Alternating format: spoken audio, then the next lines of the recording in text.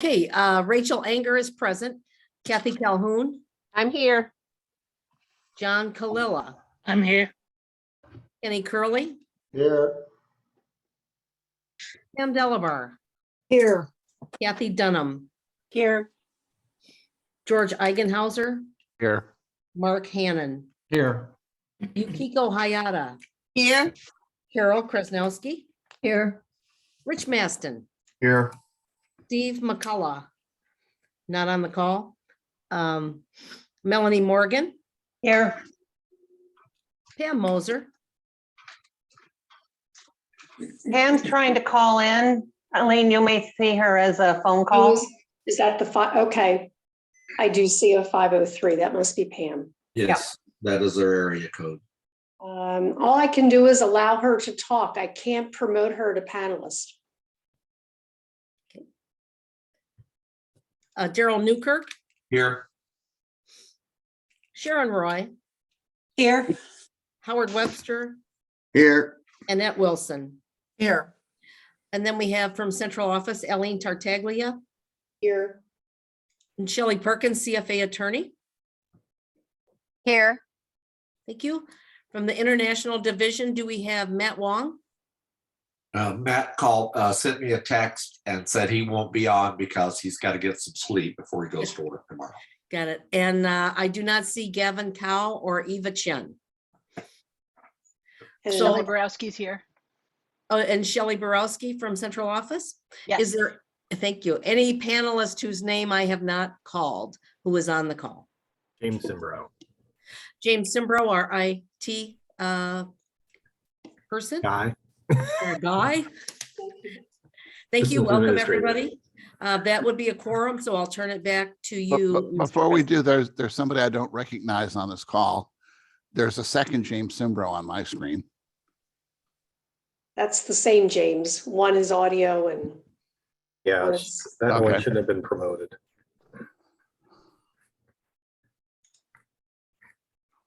Okay, thank you, Rachel.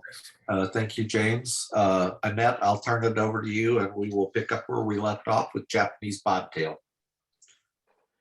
Okay, thank you. I actually didn't hear from Marianne Clark whether or not she would be on the call. So since I told people 2:00, but she wasn't on this morning. So I think we can go through it. And then if there are issues, I can see if I can reach her. So the first proposal is a standard change under color and pattern to change the word lavender to lilac in the solid colors. This was actually something changed previously and it was missed under the solid color section. So everywhere else where they had lavender and lilac, they removed lavender. And so this is housekeeping to call the solid color lilac and remove the parentheses saying lavender and describe it as frosty gray with a pinkish tone. Okay, comments?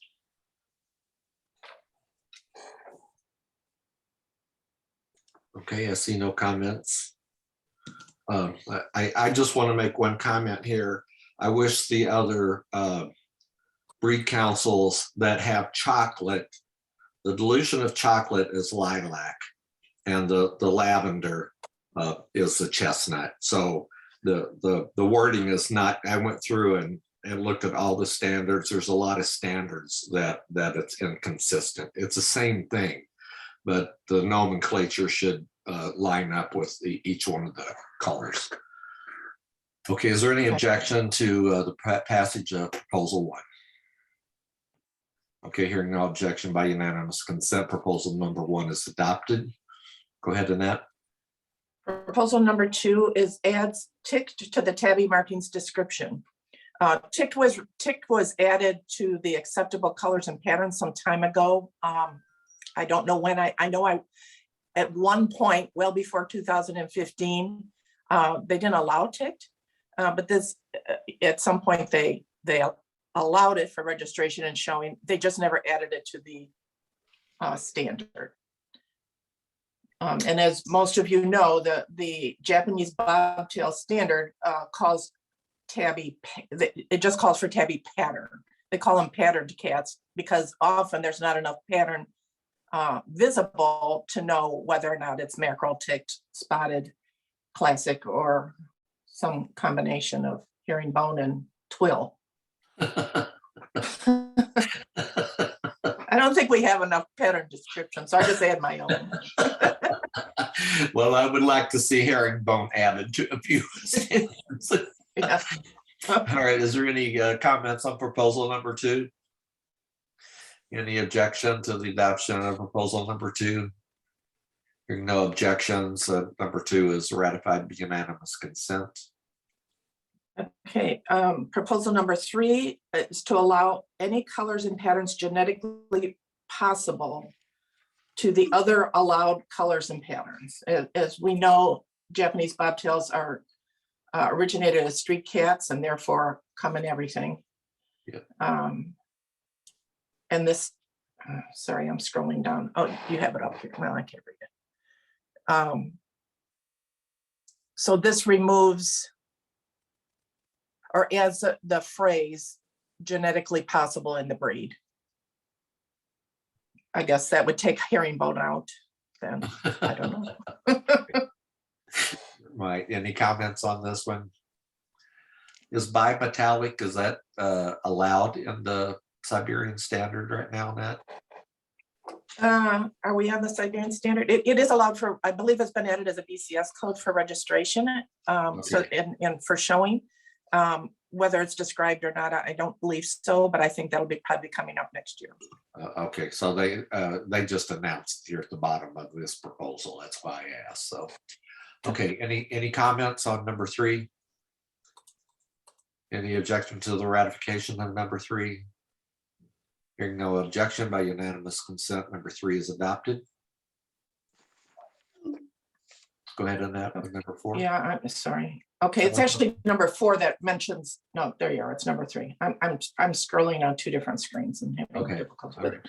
Okay, so number 4, change the color class descriptor to clarify tabby markings in specific color classes to be consistent with the standard.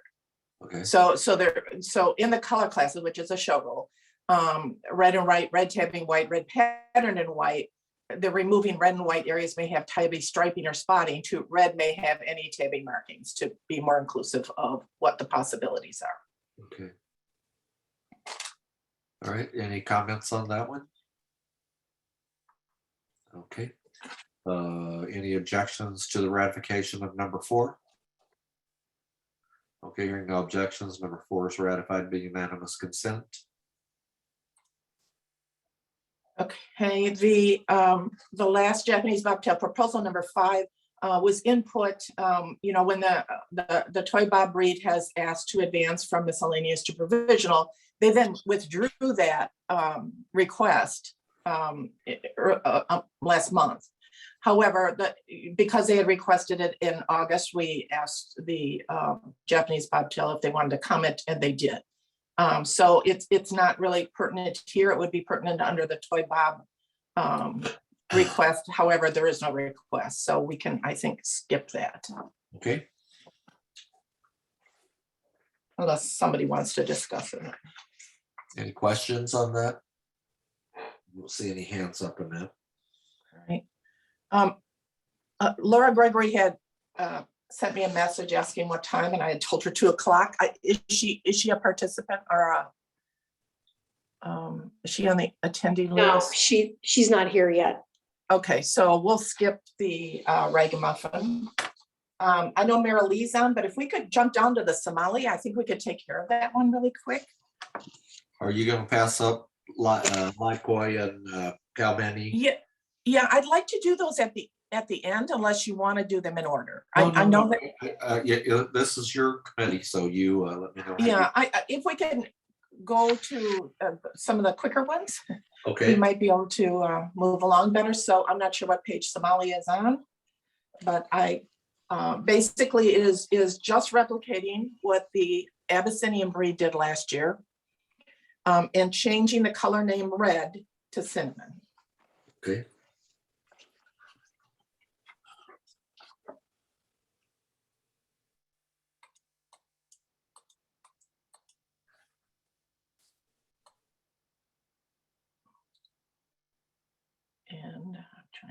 There it is.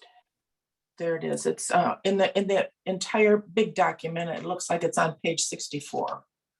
We found it. Here it is. Oh, you got it. Okay, good.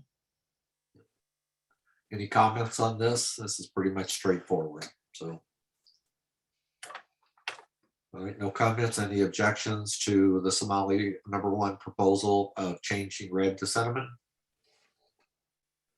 Any objections to the change?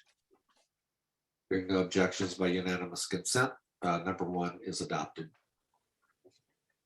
Okay, if Laura's still not on, we could go to the Scottish. Mary Lee is on, I believe.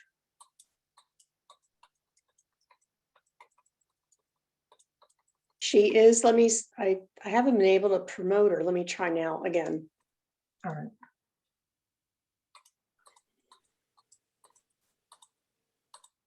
Okay.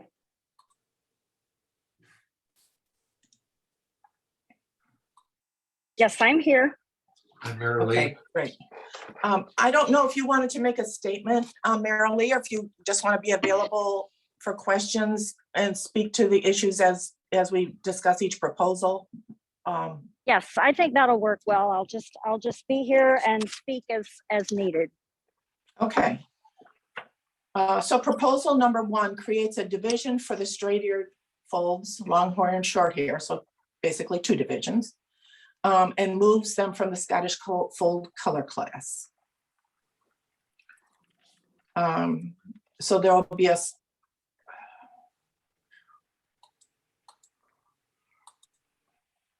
Scottish straight ear division for long hair and short hair. And it would just be all shown together in each division. So the Scottish straight ear long hairs would be in one color class, and the straight ear short hairs would be in another color class.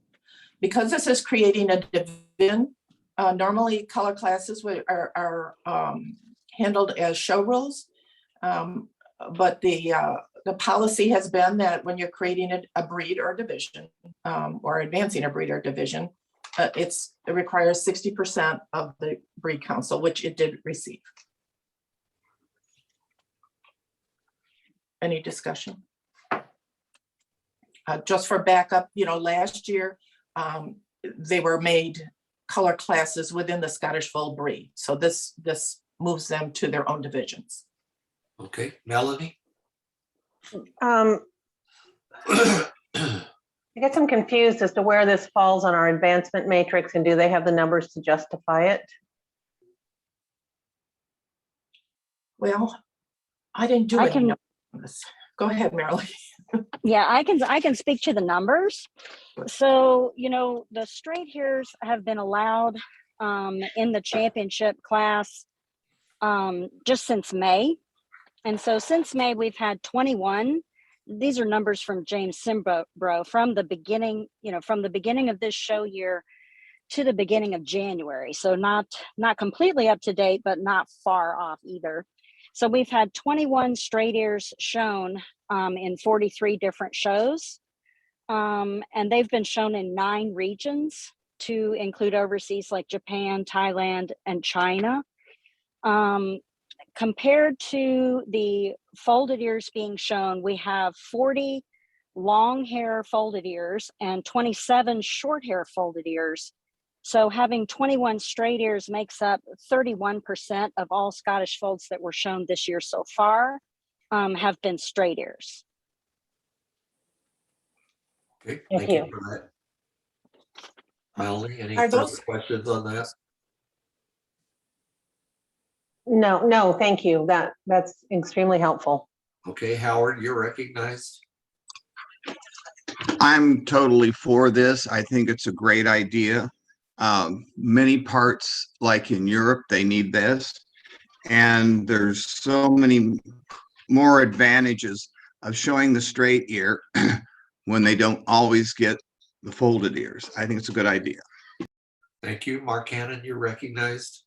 I'm confused. Are we changing the name of the breed? For example, what's right in front of us now? It says Scottish straight ear division. Shouldn't it say Scottish fold straight ear division unless we officially change the name of the breed? And secondly, Are we going to discuss the American Shorthair poll on this? That was for information only. They seem very divided on this. Annette? Yeah, sorry, I'm getting messages from other people here. So well, two things. If they can certainly change the name of a division. I mean, they can name the division whatever they want, and I think Scottish straight ear makes more sense than Scottish fold straight, which is kind of an oxymoron. So I appreciate that they changed that. And that was part of this proposal. So the British short hair, I think Cindy Bird is on. I don't know if she wants to speak. The British short hair breed did support by 50%. So there were 18 votes cast, 9 were yes and 9 were no, for continuing. Oh, I'm sorry, that's a fold out cross. Ugh.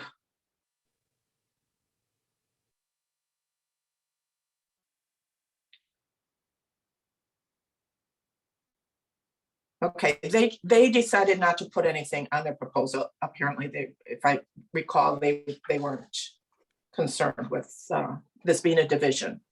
And the American short hair issues were also regarding the outcross and the pedigree. It really had nothing to do with divisions. I understand. Okay. Okay, Mary Okay, Lee. so I'd rather take each thing separately. Okay, so Mary Lee, would you like to comment on the name change for the division? You know, Annette had pointed this out to me that that she thought the division name would be best as a Scottish and then straight ear division.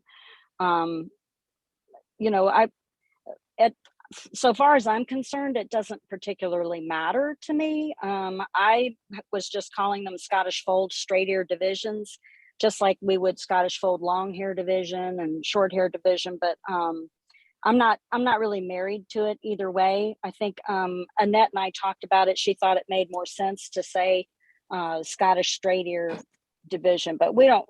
I mean, we're obviously not changing the Scottish fold breed name.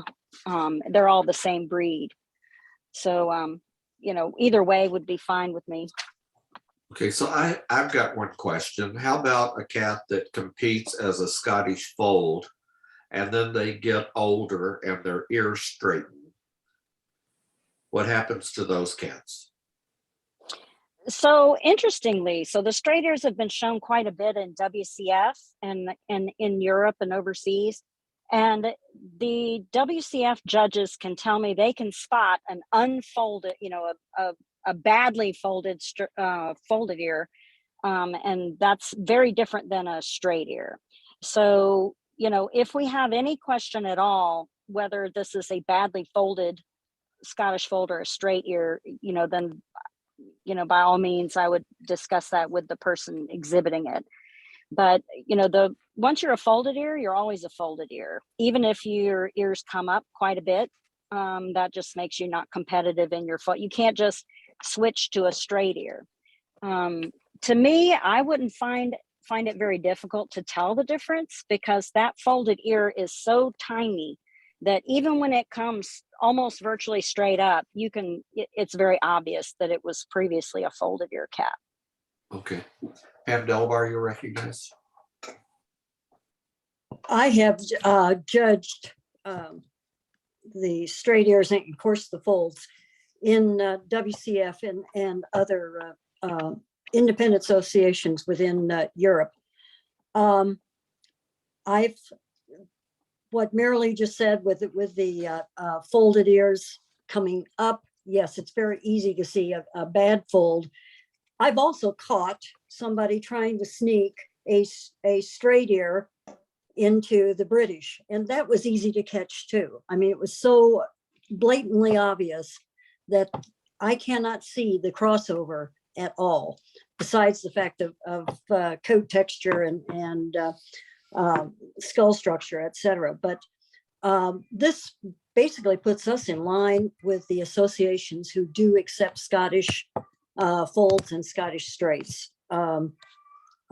It really brings us, you know, up to snuff with other associations in the way that they handle the Scottish folds and straights. Thank you. Kenny Curley, you're recognized. You're muted, Kenny. No longer, I apologize again. I've judged many of these, particularly in Europe. And I'm fully supportive of going forward with what the Breed Council wants. Okay. Any other comments? Okay, it sounds like almost everybody is. Annette, go ahead. No. Oh, thank you. I forgot what I was going to say now. Oh, I wanted to ask Marilee, with her numbers of the cats shown, were those individual unique cats, or does that represent entry? So the same cat entered in more than one show? Do you remember? Marilee, you're muted. Oh, I'm sorry. I had some problem with my earphone connection. It just cut out. So I missed the last part. Okay, this is Annette. The numbers you provided for, 21 in 43 different shows in 9 regions, 40 Yes. long-hair folds. So are those unique entries, individual cats, or are they the same cat? And is the same cat counted more than once if it is in more than one show? No. In other Okay. words, So is what it I did entries? was the 21 straight ears are the individual cats that were shown. And several of those were shown multiple times to equal 43 shows that they were shown in. So we had 21 individuals that represented 31% of our folds. So like our long hair division folded ears, a short hair division folded ear, and the straight ear, all were pretty equal, 30%, give or take. Okay, so each number, each one counted in there is a different cat. Yes, different cat. Okay. I went All right, through thank you. each one because James sent me the entire list. I had to go through each one, and I kind of picked out where they were shown, in which region, and whether it was kittens, Right. champions, or premieres. Yeah. Okay, thank you. Pam Delabar, Marilee, what was the cutoff date on your data? That was from 5/1 to January 9th. So Okay, in 8 because months. you can make up that 25 very easily by the Italian show just 2 weeks ago. Because we had some very unique and very beautiful straight ears entered there. Yes, I mean, I was to be honest, I was kind of impressed that we got those 21 unique individuals in only 8 months. We know we have the registration numbers that we presented last year, which were in the thousands. So we have the registration numbers, and then, in 8 months, we've had 21 so far shown, which was a large percent of the total folds shown. okay. Anybody else? Annette? Thank you. Yeah, just to be fair, since the board accepted these cats to be shown within the other breed last year, the advancement matrix doesn't really apply. I mean, it's great that we have these numbers because I think it obviously shows the number of these cats that are being shown. But when you look at the advancement matrix, it's when you first accept them for championship status. Okay, so that happened last year. This is just taking the color classes, which were all under one or the 2 divisions, and moving them to their own divisions. Okay, thanks that's a critical point, I think, in this, Annette. Thank you. Clear as mud. Okay, any other comments on this? All right, so I'll call for the vote. All those in favor of making a Scottish straight ear division with 2 color classes, one for long and one for short, raise your hands. Okay, the yes votes are Carol Krasnowski, Rich Maston, Kathy Calhoun, Sharon Roy, Pam Delabar, John Kalila, Rachel Anker, Kenny Curley, Melanie Morgan, Hayat Hassan, George Eigenhauser, Howard Webster, and Annette Wilson. And if you'll take your hands down. All right, are there any no votes? Mark Hannon is a no. All right, are there any abstentions? Kathy Dunham abstains. Okay, Rachel, you can announce the result of the vote. Thank you. That's 14 yes votes, 1 no vote, 1 abstention. Okay, so the motion is agreed to. All right. Okay, item number 2 is a proposal disallowing the processing of litters or registrations via pedigree of a folded ear to a folded ear mating offspring effective May 1st, 2022. And I'm going to read the rationale because I think that's a very important proposal. A folded ear to folded ear can create serious physical problems in the offspring. The homozygous form of the dominant gene creates osteochondroid dysplasia, a crippling and painful condition. This type of breeding should never be done. And I first want to congratulate the Scottish Fold breeders and members of the Breed Council for addressing this. Okay. As this is a registration rule, it needed 50% to pass the Breed Council, which it got. Okay, any comments on proposal number 2? I agree with you that this is a good proposal. So any objections to proposal number 2? All right, hearing no objection by unanimous consent, number 2 is ratified. Okay, proposal number 3, 4, and 5 relate to a situation that came up in central office and that they brought to my attention and Marilee's attention, that I'm going to have trouble explaining this, but currently the registration rules for Scottish Folds that are registered by pedigree require that the generations, that 3 generations be CFA registrable or eligible. So if there is an unallowed color or pattern in those 3 generations, then the registration by pedigree can't go through. So we put 3 options on the Scottish Fold ballot, on the American Shorthair ballot, and the British Shorthair ballot, since the outcrosses are British Shorthairs and American Shorthairs. So what that means is you could have a cat in the 4th generation that would not be eligible to be registered as a British Shorthair in CFA, but it would be able to be accepted in a pedigree for a Scottish Fold that's registered by pedigree. The other 2 options that we put on there would be to allow outcrosses, any outcross. No, when I say any outcross, I mean British Shorthair, American Shorthair outcross, even if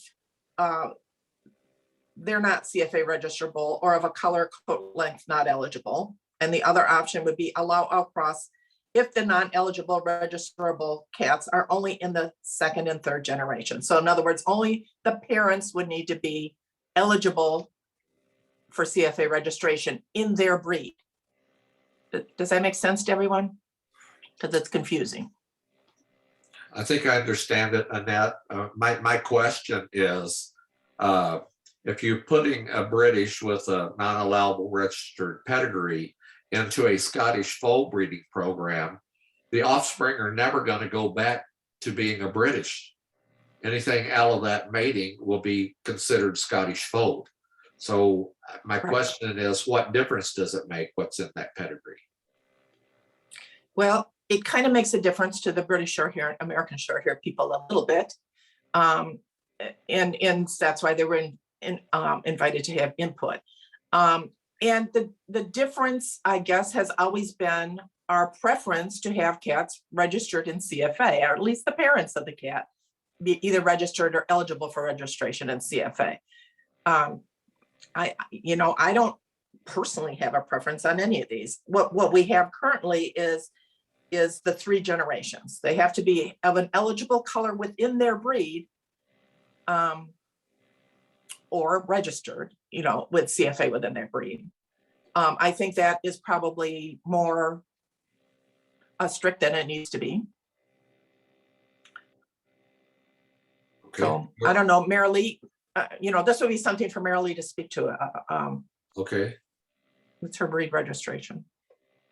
Yes, so I can certainly kind of go through a little bit of this thought process. So Aline contacted us from central office. We're getting a lot of pedigrees from WCF and TICA and various other organizations that have things like long hair British short hair, for example, in the pedigree for the 3 generation pedigree, or the lilac or chocolate colored British short hairs.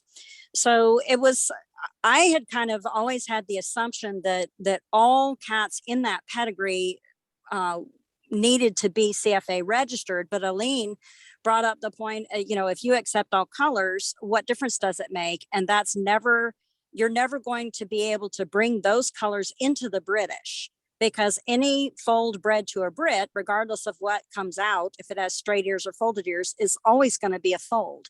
There's no way to kind of get those colors back into the Brits, through some backdoor method. So that's why this really came up, was to try to really figure out, does it make a difference? The British short hair folks, I believe their poll said that they would rather have them be registerable in the 3 generations. The Scottish fold people said they don't really care, and so they would like to accept some of these cats from WCF and TICA that, have these cats in the 3 generations. So that's why this is coming up today. Okay, would you reiterate that once it's in the Scottish fold breeding program, it's always a Scottish fold, it won't go back to British? That's correct. Yeah, there's no way to somehow, get that back into the British short hair breed. I think maybe that's what they're worried about. I'm not completely sure, but maybe they're worried that somehow these colors are going to get in through the back door without them officially approving it. But anytime you breed a Scottish fold, I mean, that's the pedigrees we're talking about here, is Scottish fold pedigrees, not Brit pedigrees. So if the fold pedigrees have something behind them that is not CFA registerable, and we come up with a chocolate straight ear, it's still going to be a straight ear. There's no way to create a Brit out of a fold. Okay, George, you're recognized. And I'm having a hard time wrapping my head around what the objection is. If they're going to be registered as Scottish folds, and their offspring are going to be registered as Scottish folds, and the offspring of their offspring of their offspring are going to be registered as Scottish folds, why is that supposedly having a negative impact on either the British or Americans? In a very real sense, they should encourage this kind of behavior, because if they want to keep the Scottish fold people from using as outcrosses CFA registerable cats, because they're putting outcross dates on there that they want to end those, wouldn't it be better if the Scottish fold people used cats that the Brit and American people weren't interested in at all? I mean, isn't that a better solution than requiring them to use CFA registerable cats? Not only does it reduce the pressure on the registerable gene pool, but it also provides access to lines that might not otherwise be available, which could help with the genetic diversity of the breed. I don't understand why the British would object to it. And I'm really having a hard time understanding that argument. Okay, Melanie, you're recognized. Thank you. I'm a huge advocate of the rights of the breeds that are used for outcross. And I'm certainly sensitive to the wishes of the American Shorthairs and the British Shorthairs.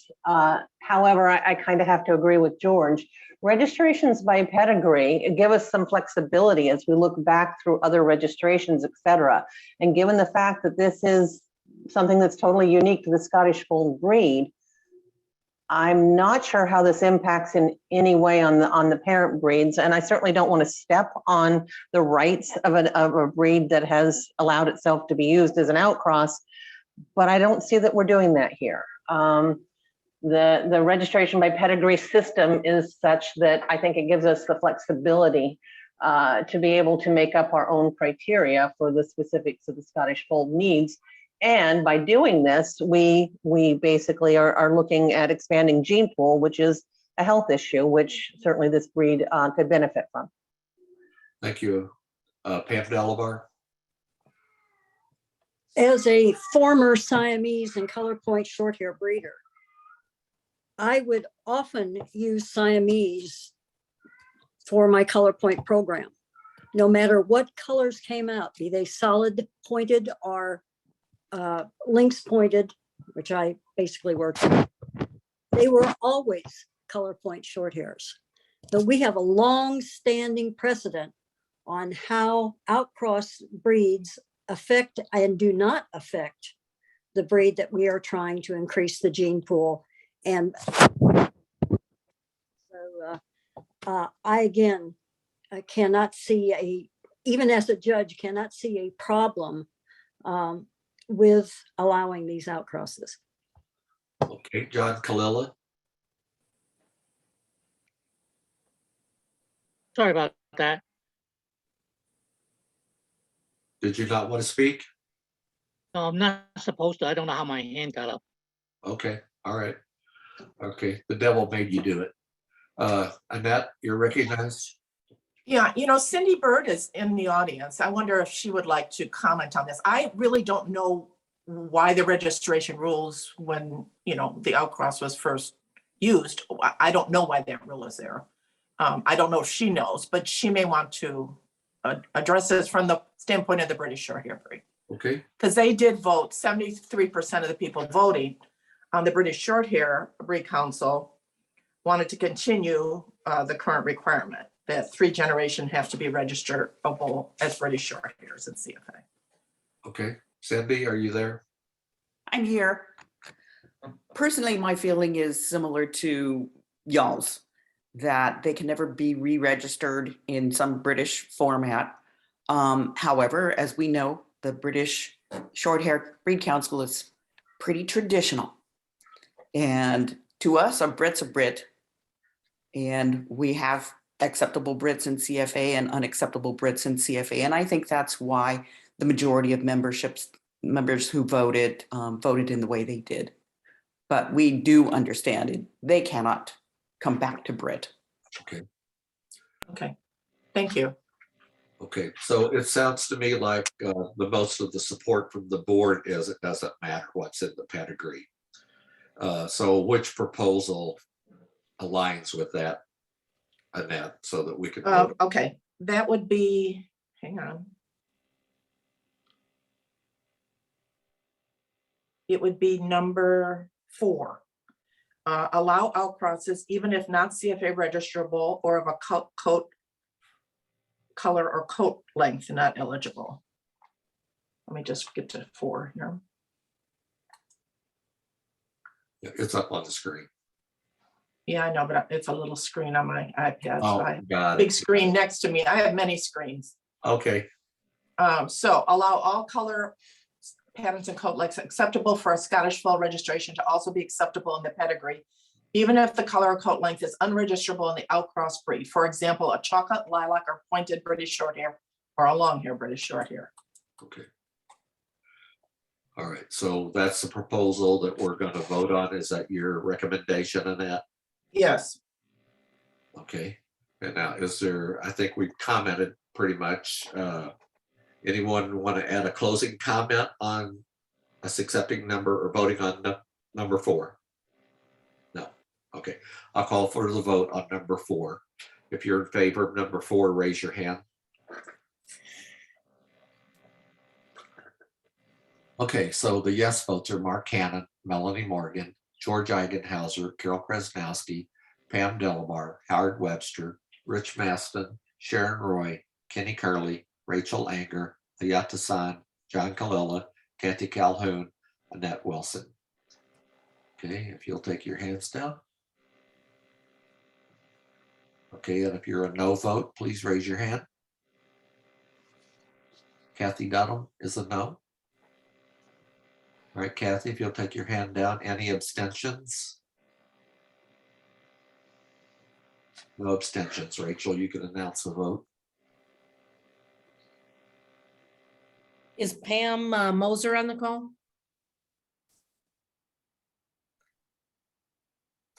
I see she's there on her phone. I And didn't get she's, a, all she can do is talk and she's on mute. She should be able to unmute and at least say what her vote is.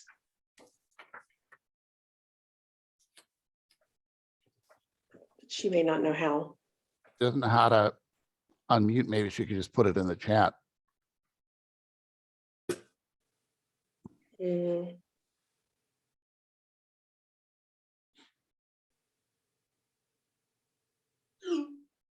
Isn't it *6 to unmute, Pam, if you can hear us?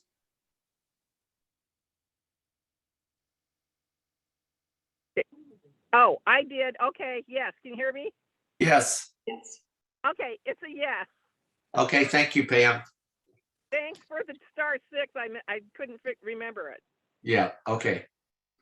so that's, Melanie had to sign in several times on her phone, so I'm sure it's imprinted in her brain. So, okay. You can announce the vote, Rachel.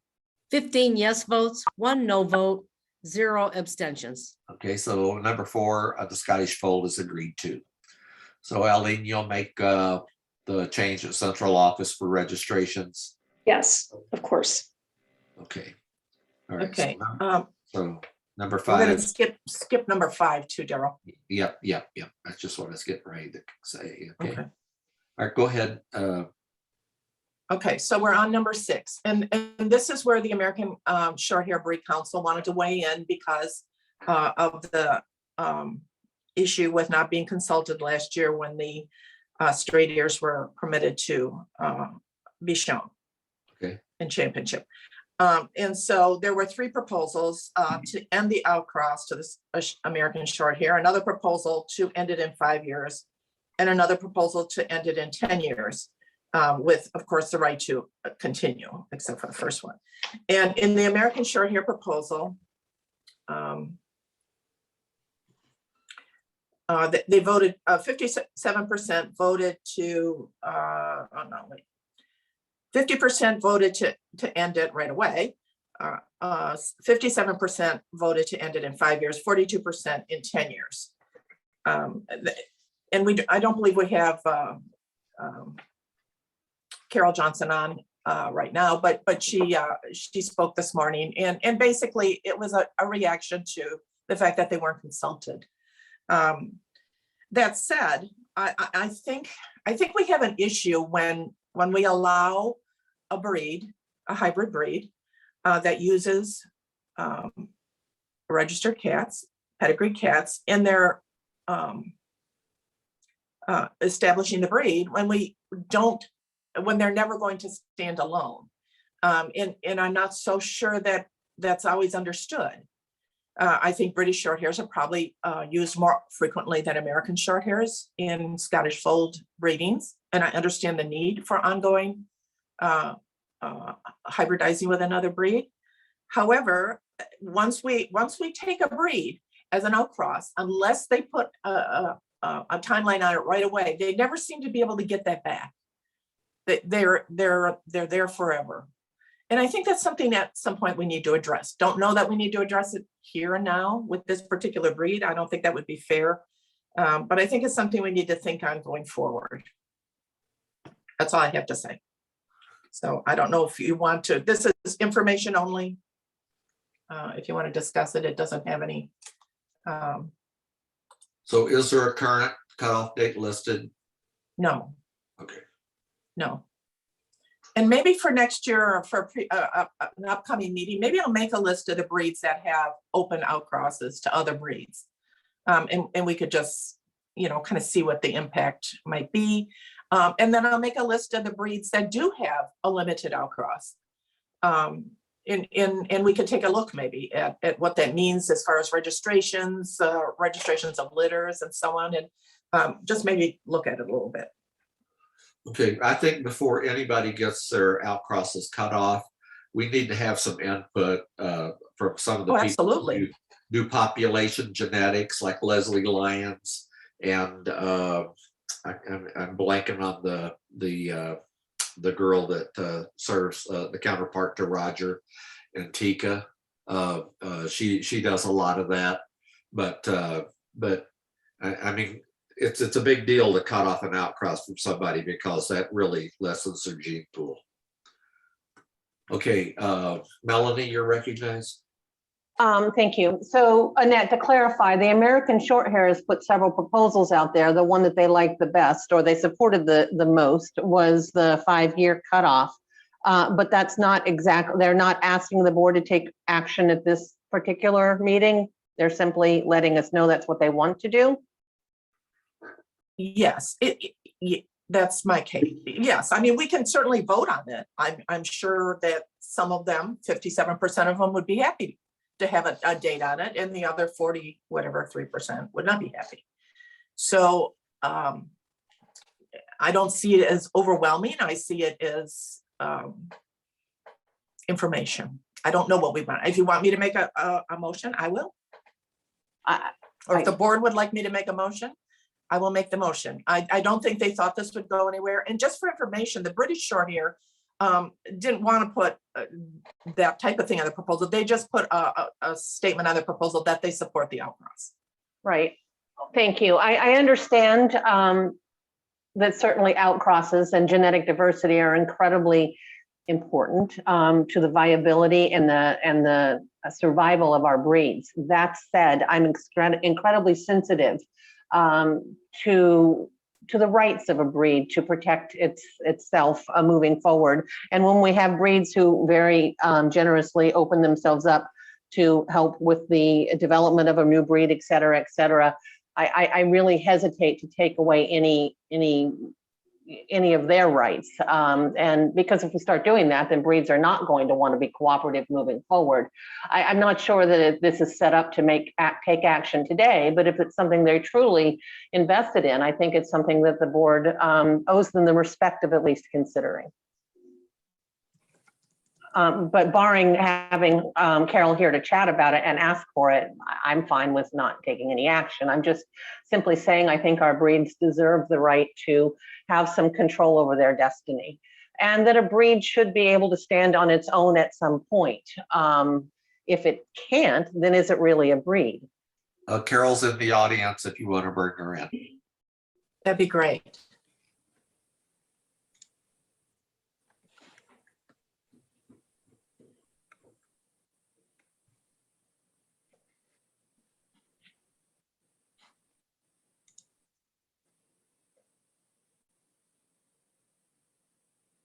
Is she there? Yeah, she's in. Okay. I'm in. Carol, this is Annette. Did you want, we're on the Scottish Fold ballot right now. Did you want the proposal to, or one of the proposals regarding the outcross to be voted on by the board? That's up to you. I think the one that received the most support was for 5 years. Yes. And, you know, even if it passed, they could still approach us again before that time was up to see if we would extend it. Right. So it doesn't make a lot of difference. I am sensitive to the fact we did not get 60%. We did get more than 50 now on that. Right. Okay, maybe I'm reading this wrong, but proposal number 8 got 4 yeses and 7 nos, which is the 10-year outcross. And 5 years got 3 yeses and 7 nos. So wouldn't that mean that 8 got the most support? That's probably my fault for calculating it wrong, Let me, as usual. Am I I thought this was the Scottish Fold votes. I'm sorry, I interrupted. 12 people voted yes for the 5-year. 11 people voted yes to cut it off immediately, and 9 for the 10-year. Okay, so we got the wrong picture up on the screen.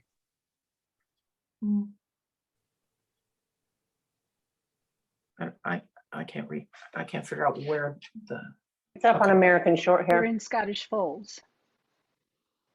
Okay. Yeah, you have to look at the American short hair proposal.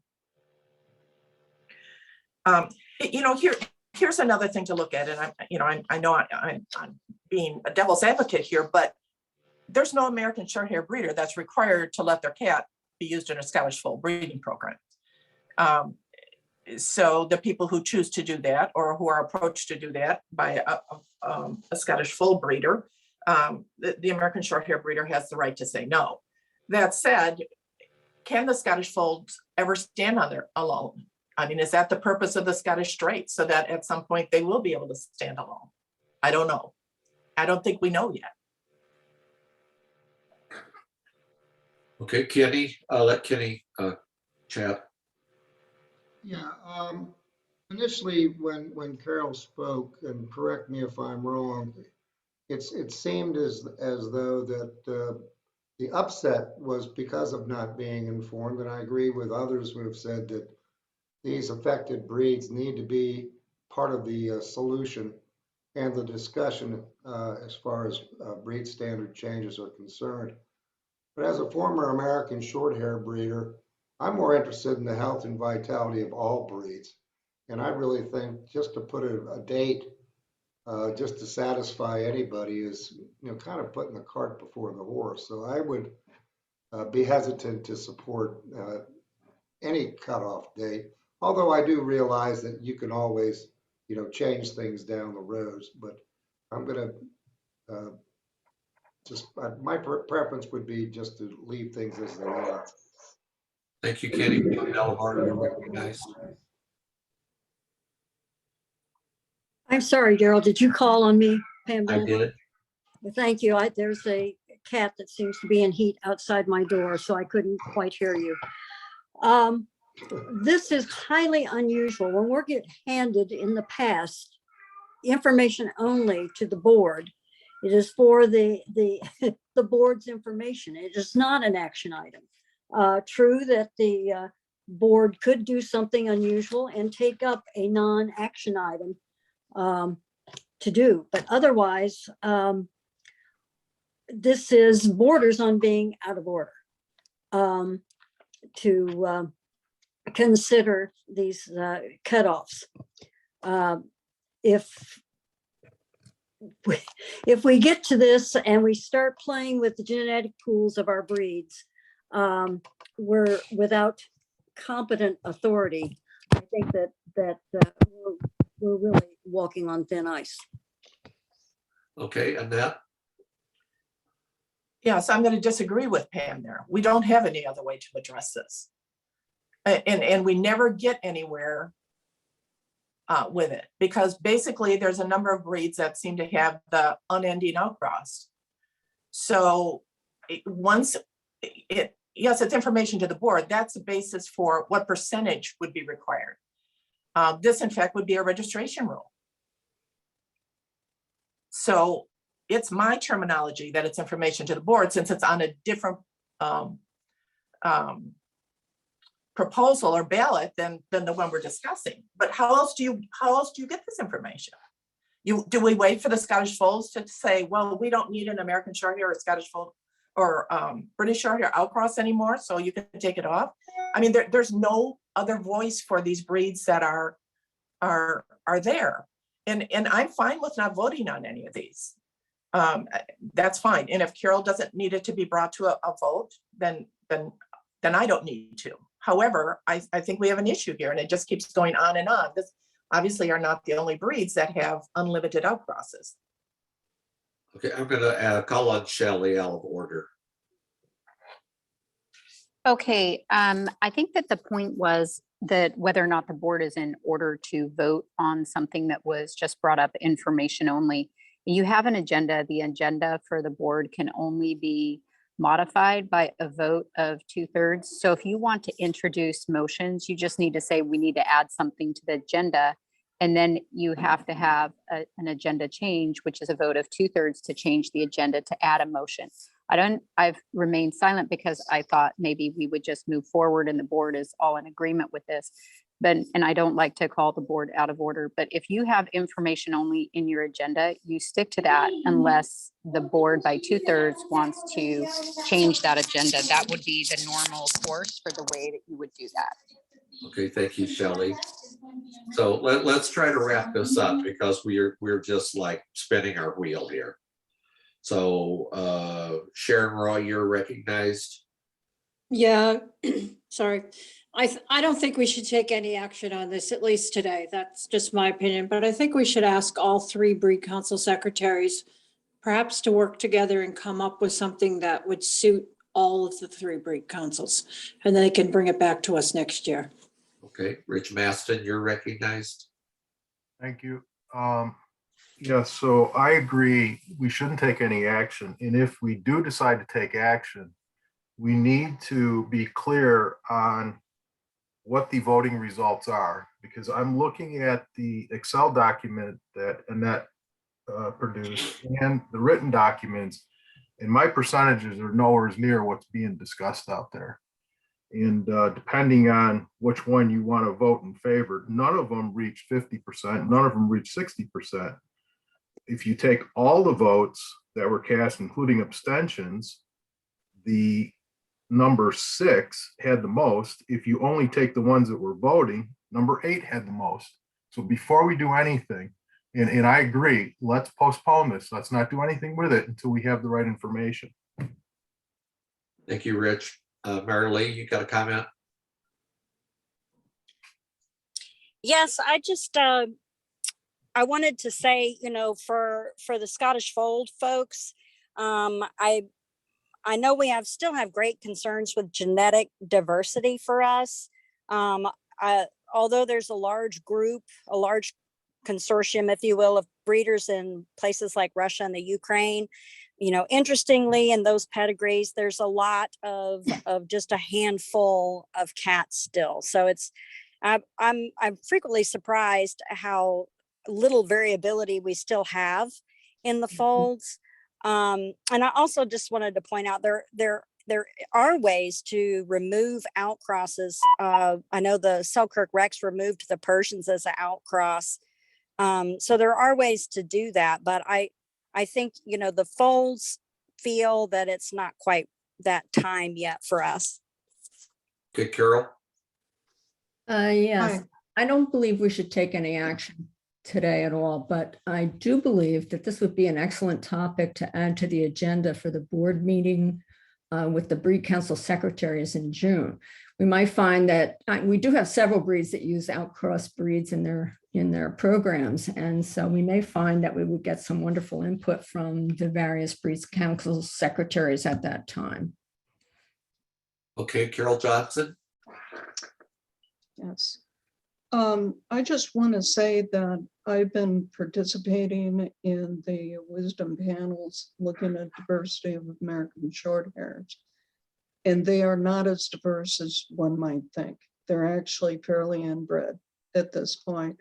So the genetic diversity, I think, needs to have some more discussion as to whether or not going to another purebred is actually the best way to pick up genetic diversity.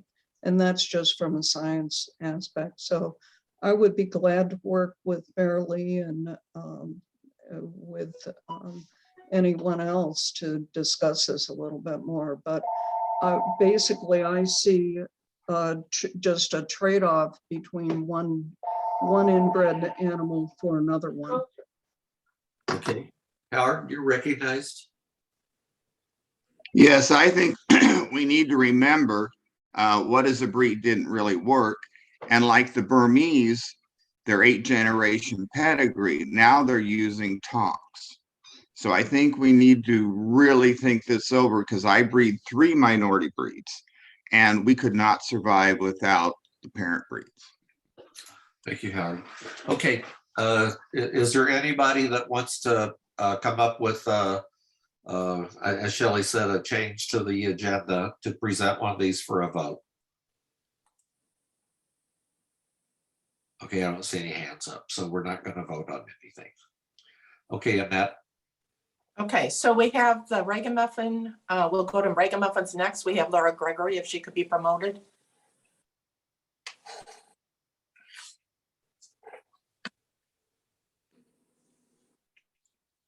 Laura's there. She's on the panel. Okay. She's on mute. Okay, Laura, could you take yourself off mute? Yes, I'm here. Okay, so did you want to make a statement or you just want to be available for questions as we go through the proposals? I did want to be available. I would like to make just a short statement. Okay. Go ahead, Laura. Basically, I would like to thank you, Annette, and thank Carla for the extensive help that we had in these changes. We've worked very hard to completely overhaul all of the color list in our standard. Basically, to let you know, we're looking to be less redundant, more consistent, grammatically correct, and we've created a much, much shorter standard. And we also did ask for one color class. This is our 10th year in championship.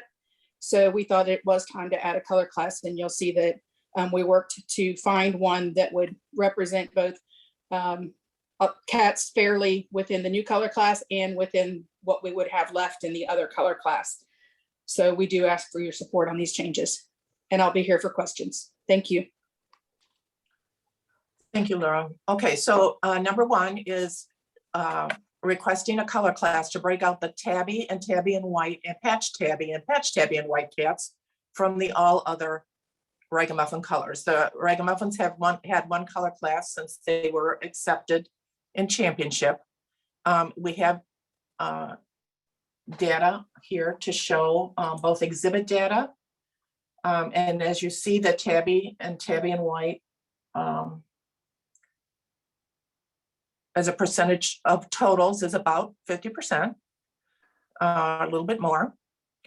Then we have a list of the entries. Let's scroll down a little bit more.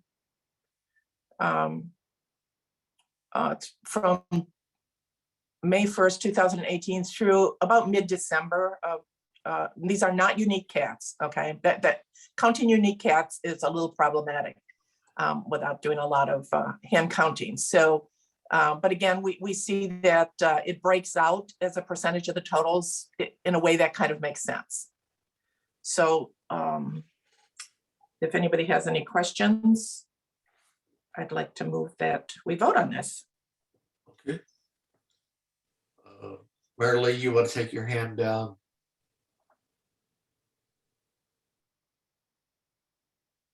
I think she left her computer. Okay. Any discussion on proposal number one to break out the tabby and white and patch tabby and white color class into their own? Okay, is there any objection?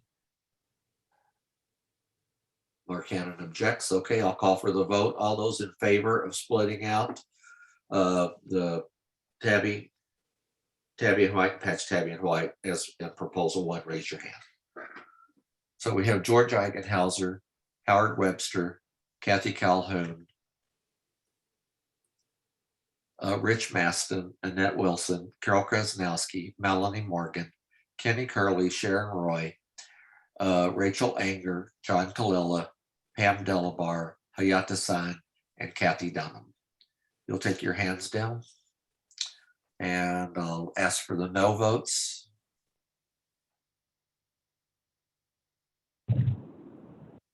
Okay, the no votes are Mark Hannon.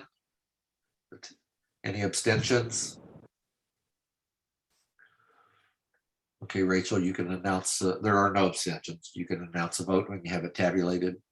May we get Pam Mosers? Oh, yeah. Pam Mosers, yes. Yes. Okay, thank you, Pam. So that's 15 yes, 1 no, 0 abstentions. Okay, so the motion is agreed to. So you got your color class there, Laura. All right, number two. Number two is to, now all the rest of these are color changes, color pattern changes. Number two clarifies that white lockets or buttons in the color section of the standard it removes the conflicting statement about paw pad color and also indicates that a cat with a white locket or a button does not qualify for the bicolor pattern. Similar to Manx, I believe Cornish Rex are similar. Yeah. Maine Coon. Yep. Right. Any comments on this one? Any objection to proposal number 2? Seeing no objections, by unanimous consent, number 2 is passed. Okay, proposal number 3 removes the nose leather and paw pad descriptions from all color and patterns as it's addressed elsewhere in the standard. Okay, any questions on number 3? Any objections to proposal number 3? Seeing no objection, by unanimous consent, number 3 is adopted. Let's move on to 4. Okay, number 4 is a housekeeping item regarding capitalization. It changes the color names after each color section to lowercase. Okay. Any comments? Any objections to proposal number 4?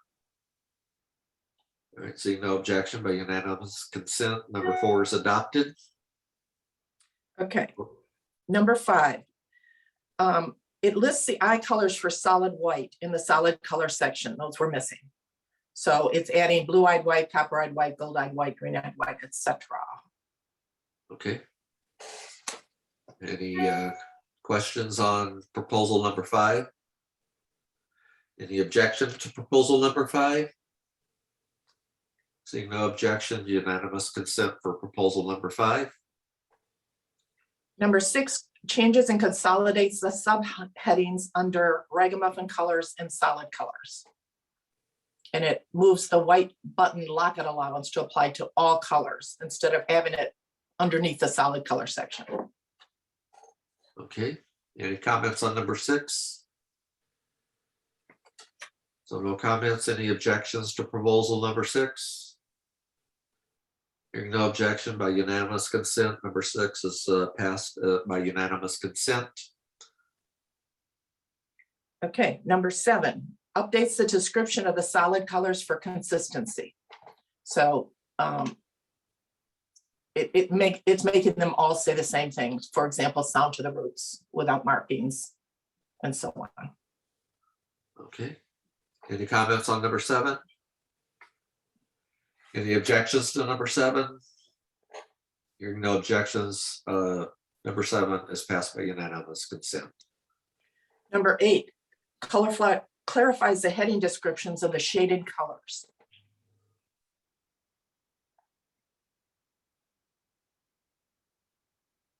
So Okay. instead of calling it chinchilla pattern and shaded pattern, it calls it chinchilla shaded, so on. Okay, makes sense. Any comments? And that's proposal number 8, is that correct, Annette? 8, yes. Okay, any objections to the acceptance of proposal 8? Okay, hearing no objections, by unanimous consent, proposal 8 is adopted. Proposal number 9 is also a color housekeeping issue, directing where, removing colons where they're no longer needed, and where to list the color names for the shaded and smoke. So it's basically just revising where things are listed. Okay, any comments on number 8? Any or 9, I'm sorry. 9, yeah. Yeah, any objection to proposal number 9? All right, seeing no objection, by unanimous consent, proposal number 9 is adopted.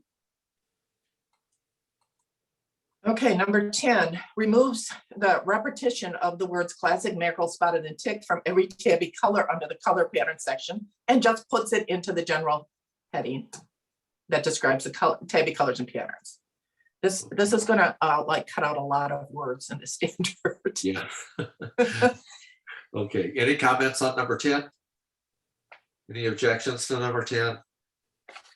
Okay, seeing no objection, number 10 is passed by unanimous consent. Okay, number 11, moves and reorders the tabby pattern descriptions and color names. So tabby descriptions that are found at the end of the section, move them to the beginning of the section, and removes the white buttons or lock it allowed. It takes out the word Torby for a patch tabby. It basically cleans up all it just will now list the various colors instead of having classic mackerel spotted and ticked after it. Okay. And that is proposal 11, is that correct? That's 11, yes. Okay, thank you, Annette. Any comments on proposal 11? Any objections to proposal 11? Hearing no objections, number 11 is ratified by unanimous consent. Okay, number 12 is housekeeping. It removes the subheading note under party colors, which says all party colors may be combined with bicolor patterns. So I guess it's no longer than party color. Anyway, and it simplifies the description. Okay. Any comments on proposal 12?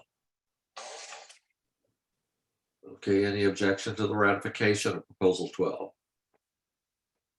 Hearing no objection, proposal number 12 is ratified by unanimous consent.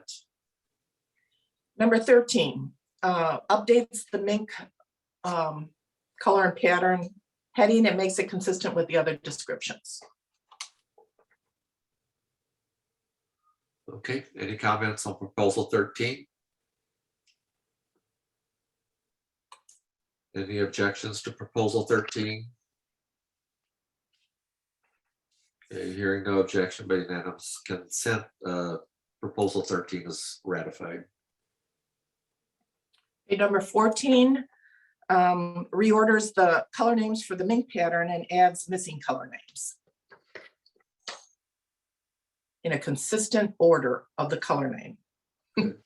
Okay, you pay attention to that, don't you, Annette? Oh, this was Laura did a really good job on this. Yes, it looks like she did a lot of work on this. So, all right, any comments on 14? Any objection to the ratification of proposal 14? Okay, hearing no objections, number 14 is ratified by unanimous consent. Okay, number 15 does the same thing under the sepia patterns and colors, removes repetitive wording, adds missing colors. Okay, any comments on 15? Any objection to the ratification of 15? Hearing no objections by unanimous consent, proposal 15 is ratified by unanimous consent.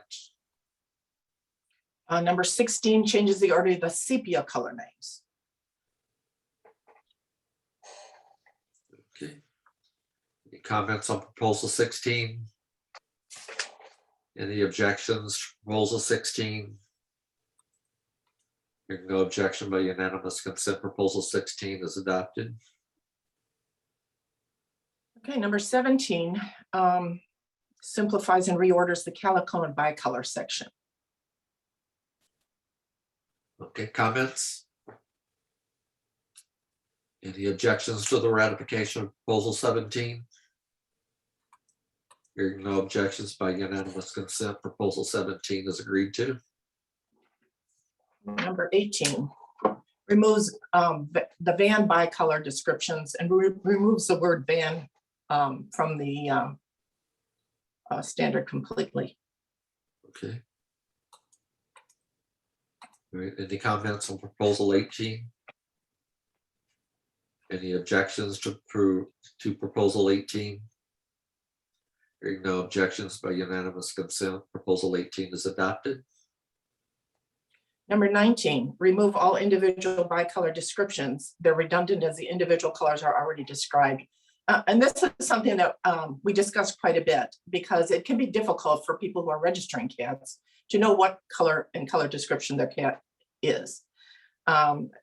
In this case, and white. However, when you have the color already described elsewhere, it is redundant to repeat it. So basically the bicolor is just any other color so described with white. And since the ragamuffin standard describes so many different colors and patterns, it was really applicable here. Okay, good deal. Comments on 19? Any objections to the ratification of 19? Okay, seeing no objections, 19 is ratified by unanimous consent.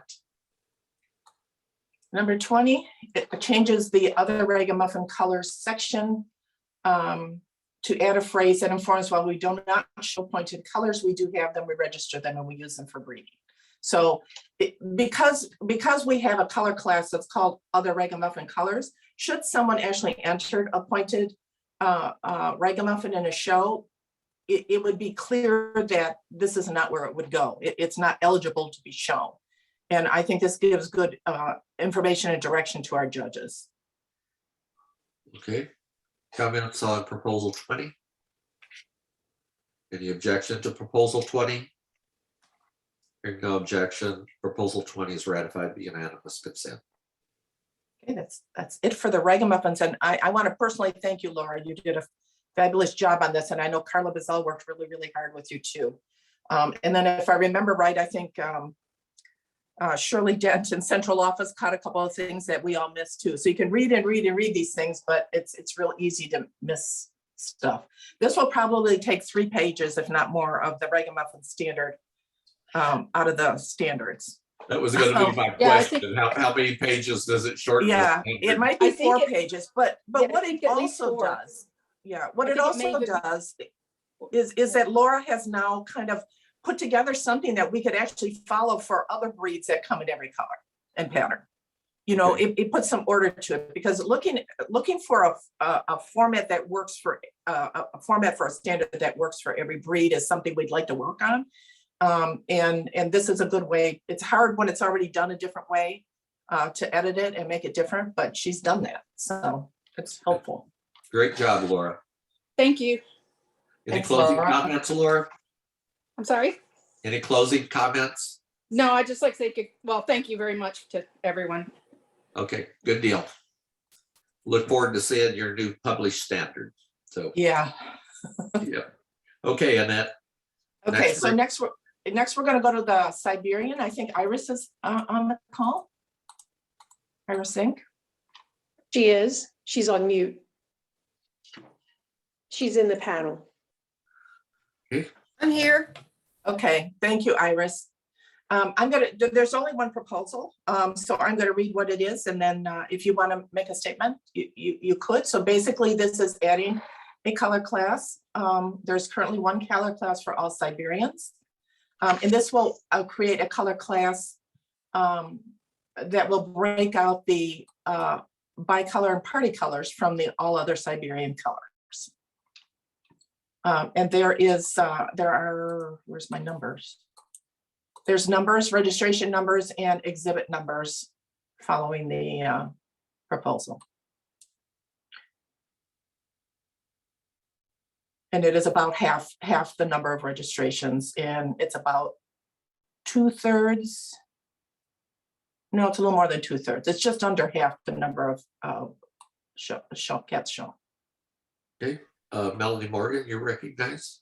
Thank you. Last year, the Siberians brought us a proposal to break into 3 different color classes, and the board didn't feel that the numbers warranted 3 full color classes. So they suggested that the breed council secretary come back with a proposal with 2, which they've done. And they have the numbers to support this. And I think it's something that we should certainly consider. And I am personally going to support this proposal. Okay, thank you, Melanie. Iris, you have any comments to make? Yes, I do. Thank you. Yep. I have one fact to share with the board that I just learned last week. I had the privilege of working with Desiree Bobby on the press release for the annual tabulation of the top 10 pedigree breeds based on registration totals. And in so doing, I asked about rankings for breeds outside the top 10. And that was how I learned that the Siberians had jumped from 15th in 2020 to 11th in 2021. This is a very substantial level of growth. It represents a lot of registration dollars, and it happens to make us the largest CFA registered pedigreed breed that does not have multiple color classes. So I hope you will take that into consideration. Okay, good point. Thank you for that update. All right, anybody else have any questions? Annette, you have any comments before I call the vote? Nope, we're good. Okay, fantastic. Thank you. Is there any objection to the proposal to split from 1 to 2 color classes? Okay, seeing no objection, by unanimous consent, the Siberians have 2 color classes starting May 1. Okay, by unanimous consent. Congratulations, Iris. Thank you, everybody, and especially thank you, Annette. Yeah. Okay, Annette.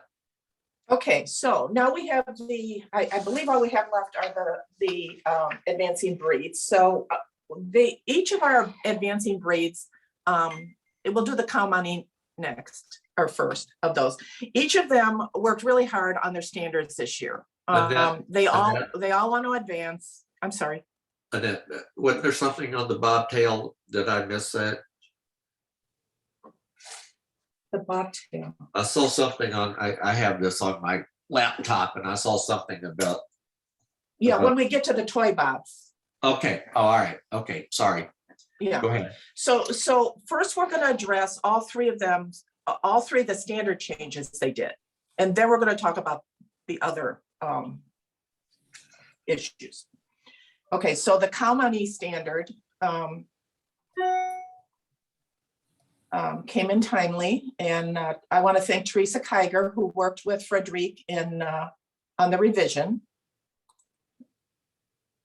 And it's as of one, it's one piece here. So some of these we split up into pieces. There's only 3 members of the breed committee for the cow money, 2 of which live in the same household. So there's wasn't a lot of people to poll on this, but I think that the changes they made were both timely and appropriate. So they really want to, so what's changed, I'll just briefly go through some of the changes. What's changed in the point description was, you know, some capitalization issues. I think that's all there was actually. Did they change numbers? No number changes that I see. No number changes. Sorry, I should have reviewed these, but when would I have done that? I mean, before this part of the meeting. And I can't scroll on my, hang on a minute. I'm taking a lot of time. Okay, so then they updated the general section. They really wanted to highlight the eye colors. And as a side, they actually wanted to rename the colors that they call their eye color and name them after gems like sapphire-eyed white and citron-eyed white, and I didn't allow it. So shame on me. But this is the place where you would highlight this. So they've added that to their general description. They have added some other information there about where the cats came from.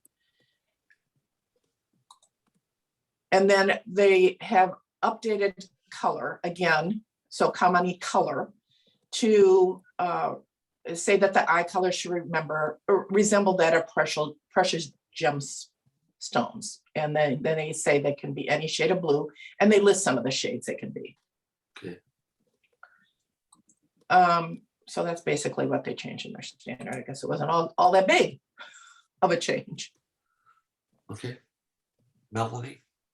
Thank you. I actually like the fact that they come up with some unique descriptors there for the eye colors. And I think their changes all make sense. But I do want to put on record that for me, flags are being raised about this breed. When we have a brand new breed that has only 2 people who are voting on their breed council, who doesn't have any significant numbers out there really moving them forward,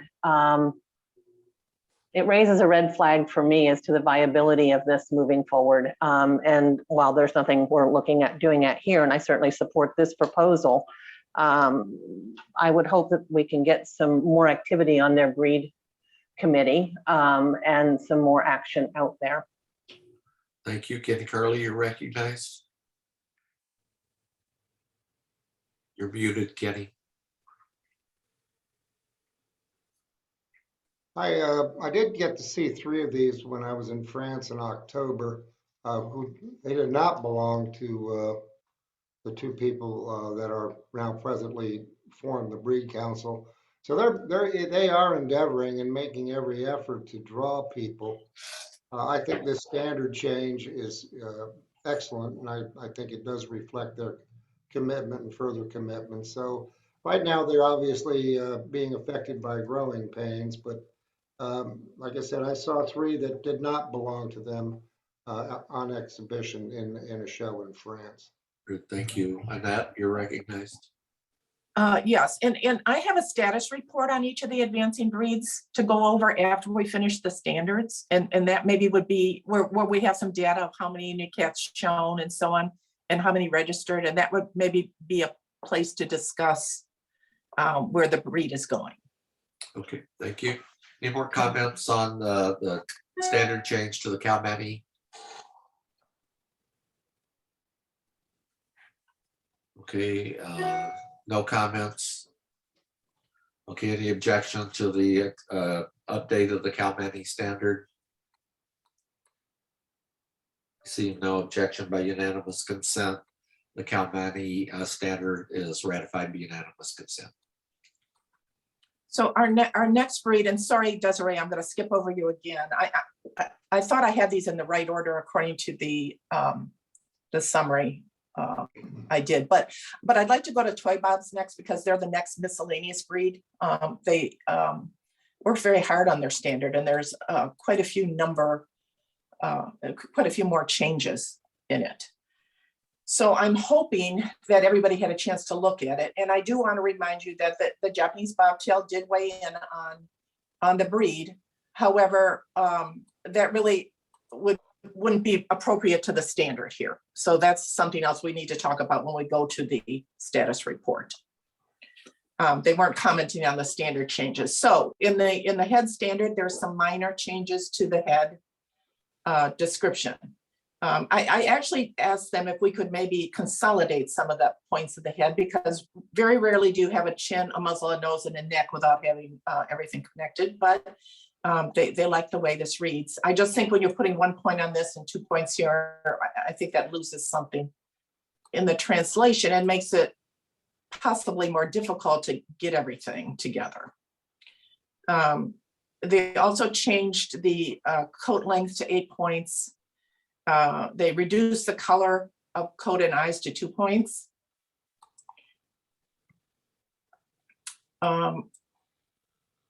In the general description, they removed the information about where they were primarily developed, since that's not necessarily true anymore. I don't really know why they took it out, but they did. They took out the section about pleasant temperament and affection, because that's not necessary. We expect every cat in the show to be at least amenable to handling. So that's more specific to their breed profile and so on. They addressed the bobtail being a natural mutation. They had 2 different descriptions for long hair and short hair, which were really duplicative, where you want to address the 2 coat lengths as in the coat section. So we took that out here.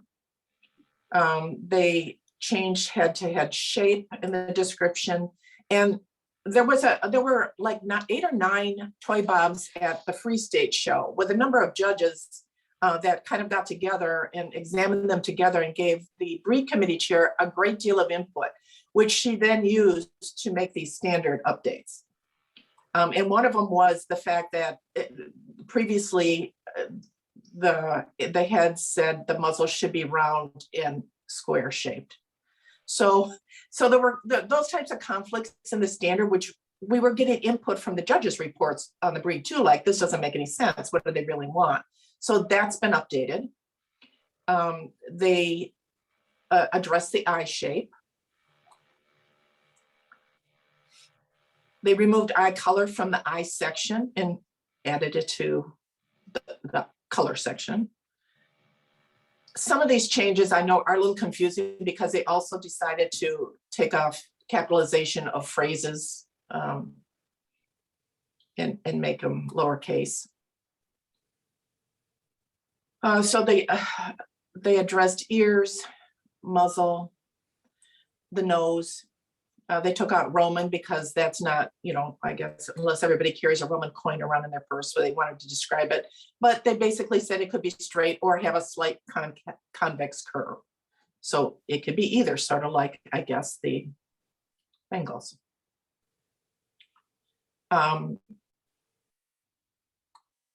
In the body section, they further described the rib cage, so broad rib cage. Legs and feet, pretty much the same. They added feet to legs and took out the section that was specific to feet. They further described the minimum length of the tail to be 2 vertebrae instead of 1 inch, so that we wouldn't have to bring our rulers to the judging ring. And a maximum length without stretching, which I thought that was interesting. In the color and pattern, so what they did there was they described the long hair coat and the short hair coat without calling them TBLs. You know, so they just said the short hair bobtail coat is medium and so on. And then the long hair bobtail coat, they described that. The acronym TBL, when I first looked at it, I was like, what are they talking about? And then I finally figured it out. The coat color pattern, every genetically possible color and pattern is allowed. Button and lockets are allowed without penalty. Soundness of color and clarity of pattern is unimportant.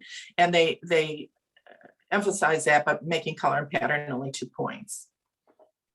So they're removing from the penalized small eyes and longer necks in adults. They're adding flared ears.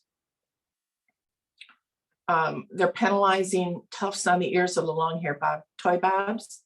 And then to disqualify, they have removed the no tail and instead worded it complete absence of tail or tail past the hock without stretching. So it's big. I hope everybody read it ahead of time and wrote down their questions, because Margot was unable to participate in the meeting. Okay, Melanie Morgan, you're recognized. First of all, Eileen, I don't know if you saw the chat. Pam Mosier's home now and she's asking to be let in from the waiting room. And then in terms of the standard, overall, this is a vast improvement over the original version. And I really commend Margot and any of the other breeders who've obviously worked extremely hard on this revision. They've clearly taken advantage of the discussion process that goes along with the miscellaneous division and class for our new breeds. And I think that's a fabulous thing. I have issues on a few of the specific areas, most specifically boning and some questions on the tail. I'm a little uncomfortable with what they've done with the penalized, but since the changes are presented as one package, I'm not willing to throw the baby out with the bathwater. I really think they've taken a huge step in the right direction. They've taken this whole process incredibly seriously, and I will be supporting this proposal. Pam Delabar. I was not on the board when this breed was accepted. And basically what we have in front of us is not what we accept in Europe as a toy bob.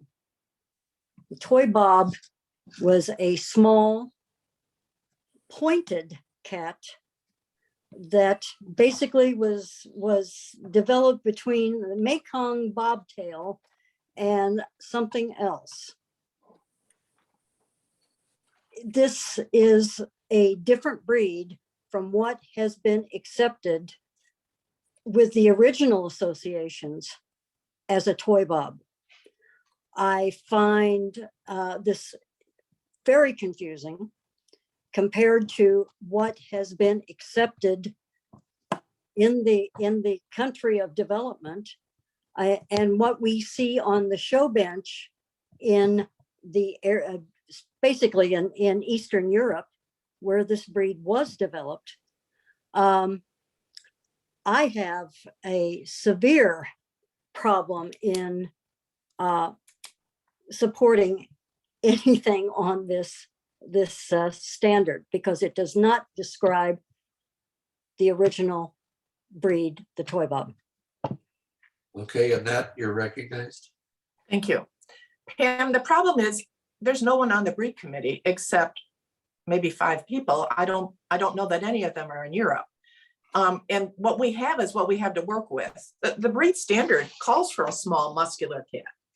And they didn't change that, nor did they change that in the description of the body and the torso.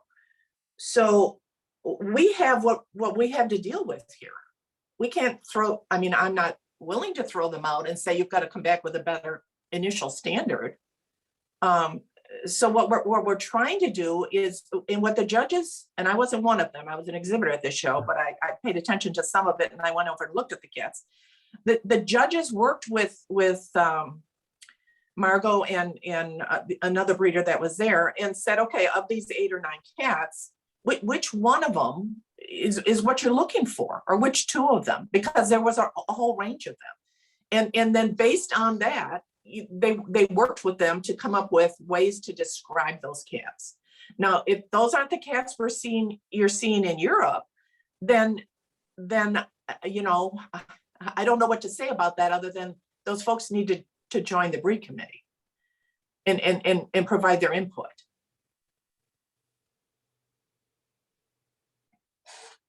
Pam.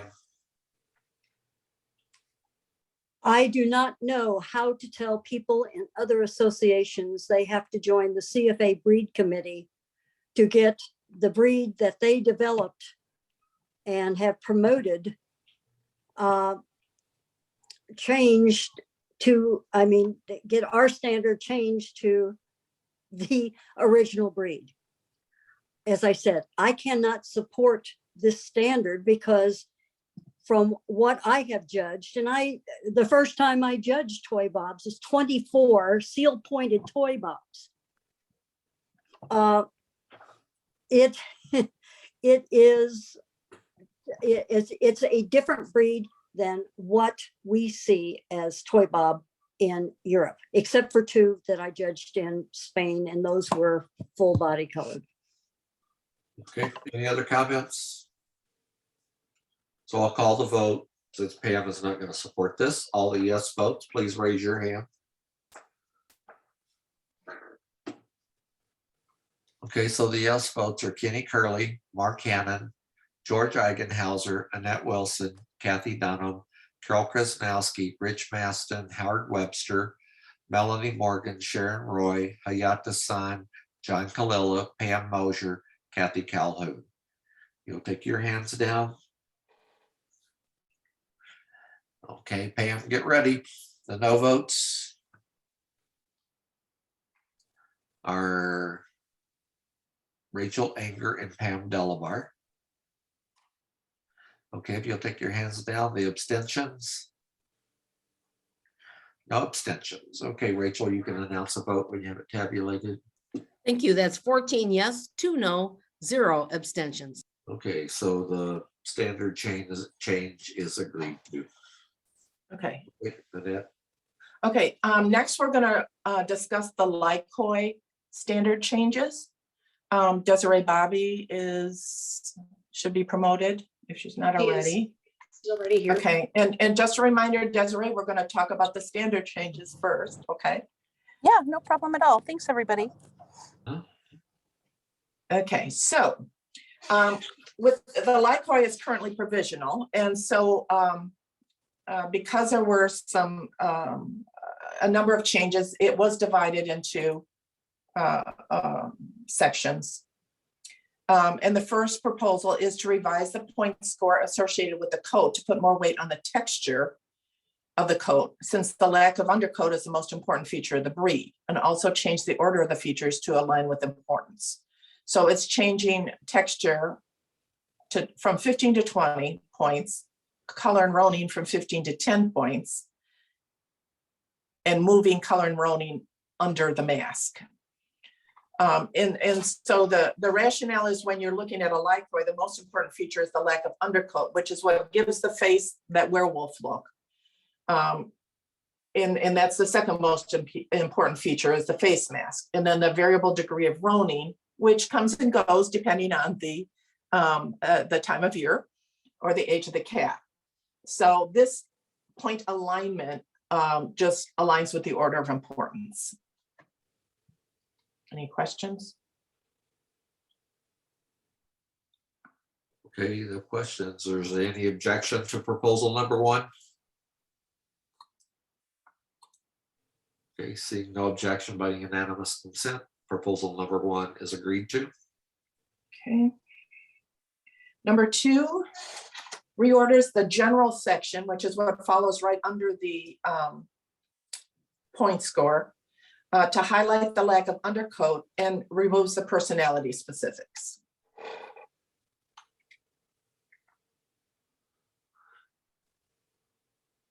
Okay, any comments on number 2?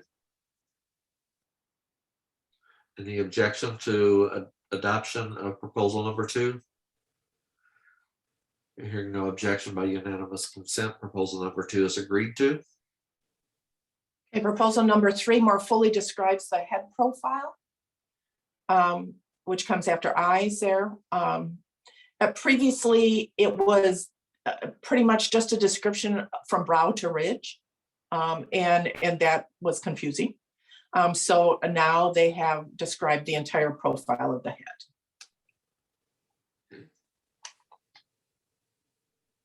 All right, any questions on proposal 3? Any objections to the adoption of proposal number 3? Hearing no objection by unanimous consent, proposal number 3 is agreed to. Okay, proposal number 4 edits the description in the coat texture section, requiring that undercoat must be completely absent and that guard hairs are short to medium and soft and silky to the touch.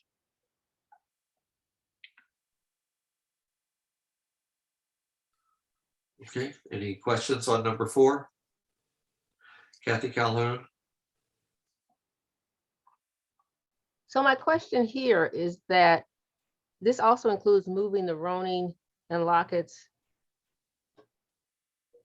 from this section discussing the coat, and the coat on the body of the cat. I agree that, you know, you see it in the masking, but the roning is clearly a significant feature of the cat and is most prevalent on the coat. So I'm not clear on why it's being moved. I'm not clear on where you're seeing we're taking roning out of number 4. I just said, oh, I'm sorry, I'm on number 5. Sorry, I'm ahead of Okay. myself. Okay. Kathy, any more comments? No. Nope. Okay, any I'll come back to objection it. to proposal number 4? Seeing no objection by unanimous consent, number 4 is agreed to by unanimous consent. Okay, so proposal number 5, let me follow across here, moves color from the coat description and puts it under a separate heading and allows for any color and pattern, right? Sorry, I keep jumping all over.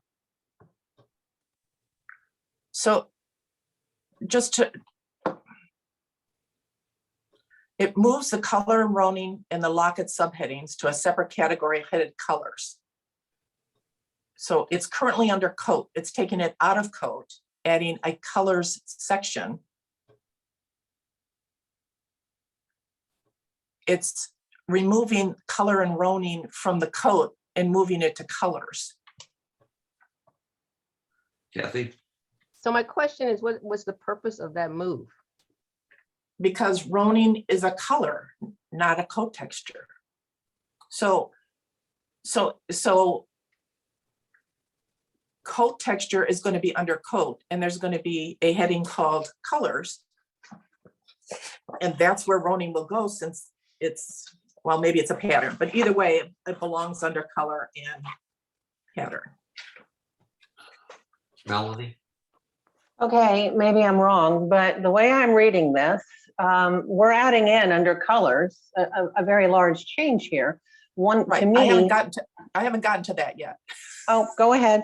Okay, so I'm sorry. I was just trying to respond to what Kathy had asked previously. So they're not taking Ronin out, they're moving it to under colors.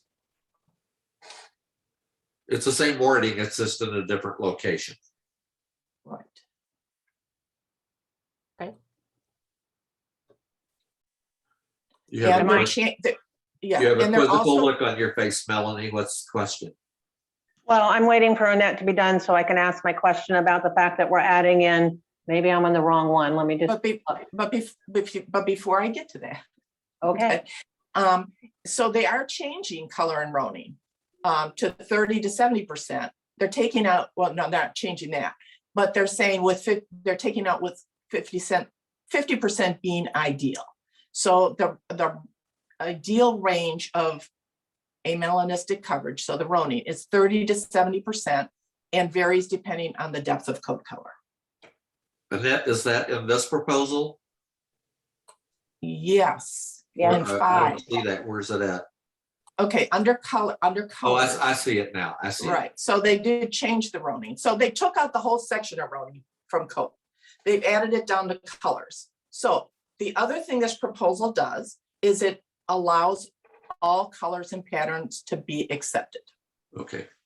instead of just the solid color cats. So I'm going to give you a little bit of my input on that because I encouraged that. When you have a solid white cat, that can be a natural occurring cat, you're going to get all different colors and patterns. And in fact, we had more non-solid color lycoi shown this past season, and they don't really have a place to show other than exhibition only. Then we had solid color cats shown. If you're going to make an issue of in a bicolor or a tabby, maybe the color, the Ronin doesn't show up real well. Well, you've already taken solid whites. Doesn't show up very well there either at all. If you have solid black and solid red cats you're breeding, you're going to get party color cats. If you have solid blue and solid cream, you're going to get dilute cats. In a breed where you accept only a certain pattern, in this case solid, then you're allowing them, they're allowed to show and register naturally found lycois, many of which are bicolor or tabby. You're going to get all those different colors. So it was my idea to say, why wait? I know that they've been told to wait, but why? We didn't wait with the Bengals. We allowed all the colors. Why would we wait? Just so that we can go through this 16 more times once they get advanced to championship. They get the cats, they have the cats, they've been showing the cats, even though they don't really have a place to show them. That's why, so it was my idea. And I'd like to hear from Desiree on that. Thank you so much, Annette. That was an awesome way to explain it. One of the things too, a way to think about it is that the lycoi gene, or the set of genes that make the lycoi has nothing to do with color. Genetically, a lycoi has Ronin and no undercoat. So, you know, that's one thing to think about. And secondly, like you said, the natural mutations are found in every color. So they're, you know, in order to get just to black, there's a lot of outcrossing that we have to do, of course, just to weed out the colors from the natural mutations, which are the foundation of the breed. So, like, I think that's all I really have to say about color. I'd love to hear other viewpoints on it as well. And we have some photos also.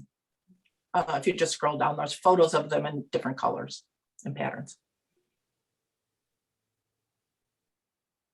So I can talk to this a little bit if you'd like. The black and white, well, bicolor, whether it's blue and white or black and white.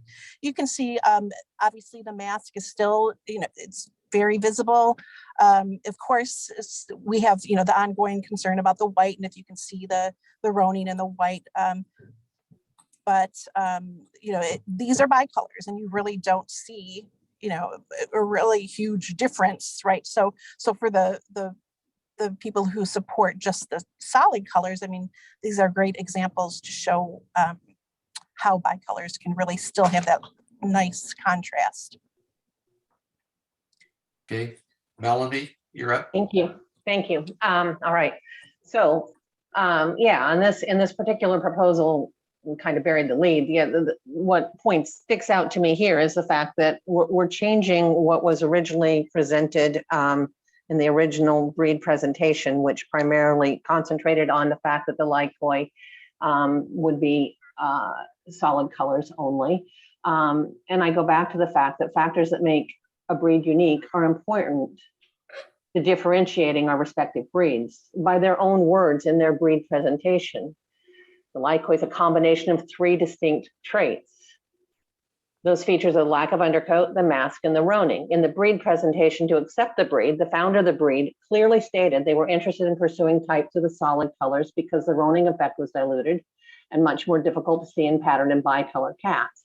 In point in fact, they described this cat all over the internet as the werewolf cat, which is primarily associated with, frankly, the black solids. Everywhere I looked when I researched this breed online, I found the description that was used to describe this cat as black cat with roning.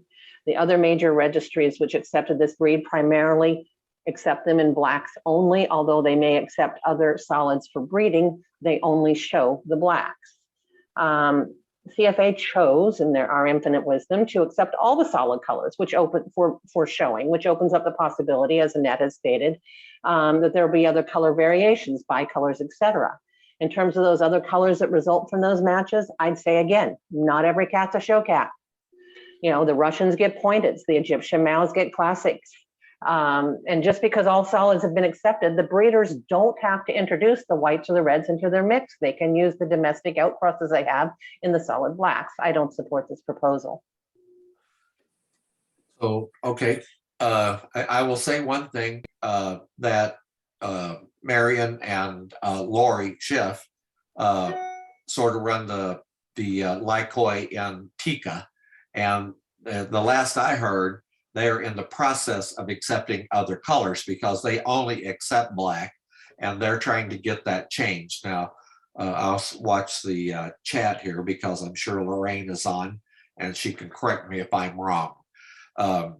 Why would you limit the genetic diversity by narrowing it down to one color? That is not for the health of the cat. I don't understand because this is a coat, lack of undercoat, roan breed. It's not defined by its color. Kathy, you're recognized.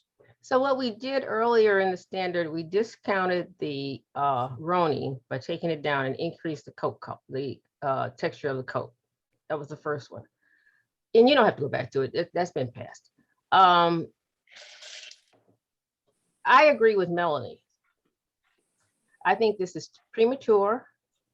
I think that the defining features of the cat are being lost and that the standard is being designed to support what people have as opposed to being designed to promote the ideal cat.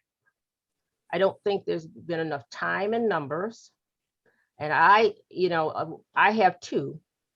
I think they're very special cats, but I think the roning and the mask and the solid colors are very important to the integrity of the cat. So I cannot support this. Okay, that's fine. Desiree? I know that. Yep. Hi, thanks again for letting me speak. To speak to a couple of things that Melanie said, and Melanie, I 100% respect you and in everything that you said, and just want to give a little bit more information. LOOF does accept all colors and torties, so I just wanted to clarify that. And another thing, just to remember, because I keep forgetting too that all colors are already accepted. We're only asking for patterns. So we're asking basically for torties, bicolors, and tabby. So it's not really like we're asking to to now accept all, all colors because they're already accepted. With that said, when we're talking about roning and the ability to see the roning, how much can you see it on a red cat? How much can you see it on a pointed cat, on a white cat, etc. I don't think that the degree of how much roning we'll see on solid color cats will differ in how much roning you'll be able to see on tabby cats or tortie cats. It's really going to be a wide range of visibility for the roning, hence why the range of roning in the standards to be 30 to 70%. And I think that's all I wanted to say on that. Thank you, Annette. Yes, I just wanted to comment on the time and numbers. If they're breeding these cats and only choosing to show the solid colors because that's all they can show, then how are they supposed to advance in their breeding program? So what's a good outcross for them is a natural mutation, lycoid, one that's found that's naturally occurring to have the mask. It may not have the type, but they're almost always bicolors or tabbies because that's what occurs naturally most often. And then they breed them so they're not able to easily get rid of that white bicolor gene, or the tabby pattern for that matter. So they're producing cats, they're breeding them for genetic diversity, of course, and it's great genetic diversity, but they're producing cats they can't show more and more. And I mean, I absolutely agree with, when we have an established breed that's specifically established to be a certain color or pattern, and was its generation. In this case, the generation of this cat is the masking and the roning, not the base color of the cat. And if we want to be able to see these cats have better type, then we need to see more of them, regardless of what their color or pattern is. That's all. Thank you, Annette. Kathy, you still have your hand up? I do. Okay. So, one of the things that I do take exception, Desiree, and we've talked about this extensively, is that by entry, one of the reasons that the roning was in the standard, the points allocated were reduced because you could not see the roning in, say, a solid colored white. My exception is that by introducing bicolors, and there's nothing that's limiting the amount of white on a bicolor, that you can have a bicolor that is predominantly white with some other color. And again, you will have a very difficult time seeing the roning, which is a distinctive feature of the cat. So I think it does make a difference. Okay, so Kathy, I got a question. You accept white cats, but you don't accept partial white cats. If it had been my vote, we would not have accepted white cats, because it is difficult to see the defining feature, which is roning, on a white cat. Okay, Pam Delabar. I just checked WCF, which is the organization that in Europe that has the lycoids in any amount of numbers. And under their standard for color, it says black roan only. Other colors are allowed for breeding, but not for showing. So there is a definite emphasis on the original that we accepted. So Melanie is correct on that. Okay, Melanie. That's the same as Tika, And Tika's wanting to change it. but they haven't changed it yet. Well, they will. Okay, Desiree, you want to make any closing comments? Yeah, I agree. Yes, Tika does, Marion are very strongly for all colors and for long hair as well. That's the direction they'd like to move in with Tika. The only other registry that I know that fully accepts other colors is LOOF. I don't presume to state that other organizations do accept all colors. Yes, Annette? I mean, Melanie? I know this is my last time. I just want to point out that LOOF also accepts black Egyptian mouse for exhibition, which makes no sense to me, given the fact that it's a spotted breed. Well, every breed or every organization that registers cats has the ability to accept what colors that they want to accept within the breed. And they brought this to us and they have asked us to advance all colors. And I think we all know that when you limit colors, those colors disappear and people don't show them an AOV to try to get them recognized. So they're doing this for genetic diversity, and the color is secondary to the features that define the breed, in my opinion. So Annette, you have anything final to say? No, I'm going to support this because I think that one, maybe we could be on the cutting edge here of this. You know what? When we're judging these cats, if they don't have a mask or they don't have the type, that's the decision you make. And roning, if it's visible, I saw 2 blue and white Lycoi recently. They were low white. They had tons of roning. One had better type than the other. You know, they've been showing a number of these bicolor cats and party color cats because they get them and they'd like them to be seen. So if we're just, you know, if we're going to say no, they can only be solid, we don't boot out the whites, and then we're just facing the same question down the road, and they really have no place to show them. So that kind of confuses me. I never thought of this breed as just a black cat. I wasn't on the board, I don't believe, when they were accepted, but you know, because we're seeing other color cats. So, okay, I'm going to support it anyway. Okay, all right, I'm going to call the vote. All those in favor of proposal number 5, raise your hands.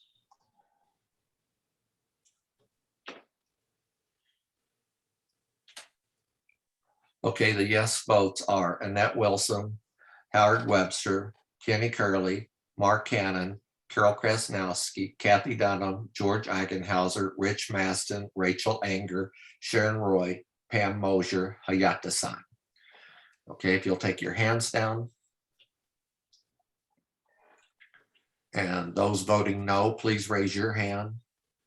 Melanie Morgan, Kathy Calhoun, John Kalila. You'll take your hands down. Abstentions.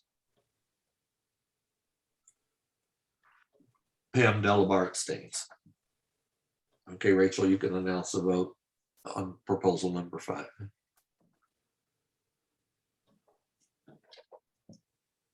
That's 12 yes votes, 3 no votes, 1 abstention.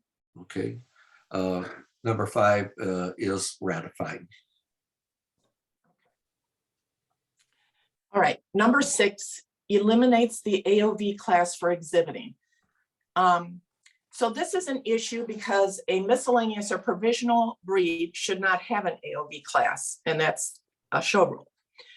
It was included in the standard, but there isn't an AOV class for provisional miscellaneous. You just have the cats listed in the catalog. That became an issue, and I noticed that this summer when I saw some bicolor and party color Lycoi in the show, and they were entered as Lycois, and there was an issue what to do with them. The only place to show in what we consider an AOV, something that doesn't meet the standard, in the miscellaneous and provisional classes is exhibition only. So we need to remove the AOV class where it's stated in the standard for the Lycoi. When and if they become championship status, then they will automatically have an AOV class unless they choose not to have one. But show rule, you want me to AOV. I should have highlighted it. The AOV class, this is show rule 2.20C. The AOV class is for any registered cat or registered kitten, the ancestry of which entitles it to championship or premiership competition. Okay. So I think this was just an oversight when the standard was initially submitted. Okay. Any comments? All right, any objections to the ratification of proposal number 6? Seeing no objection by unanimous consent, proposal number 6 is adopted. Okay, number 7.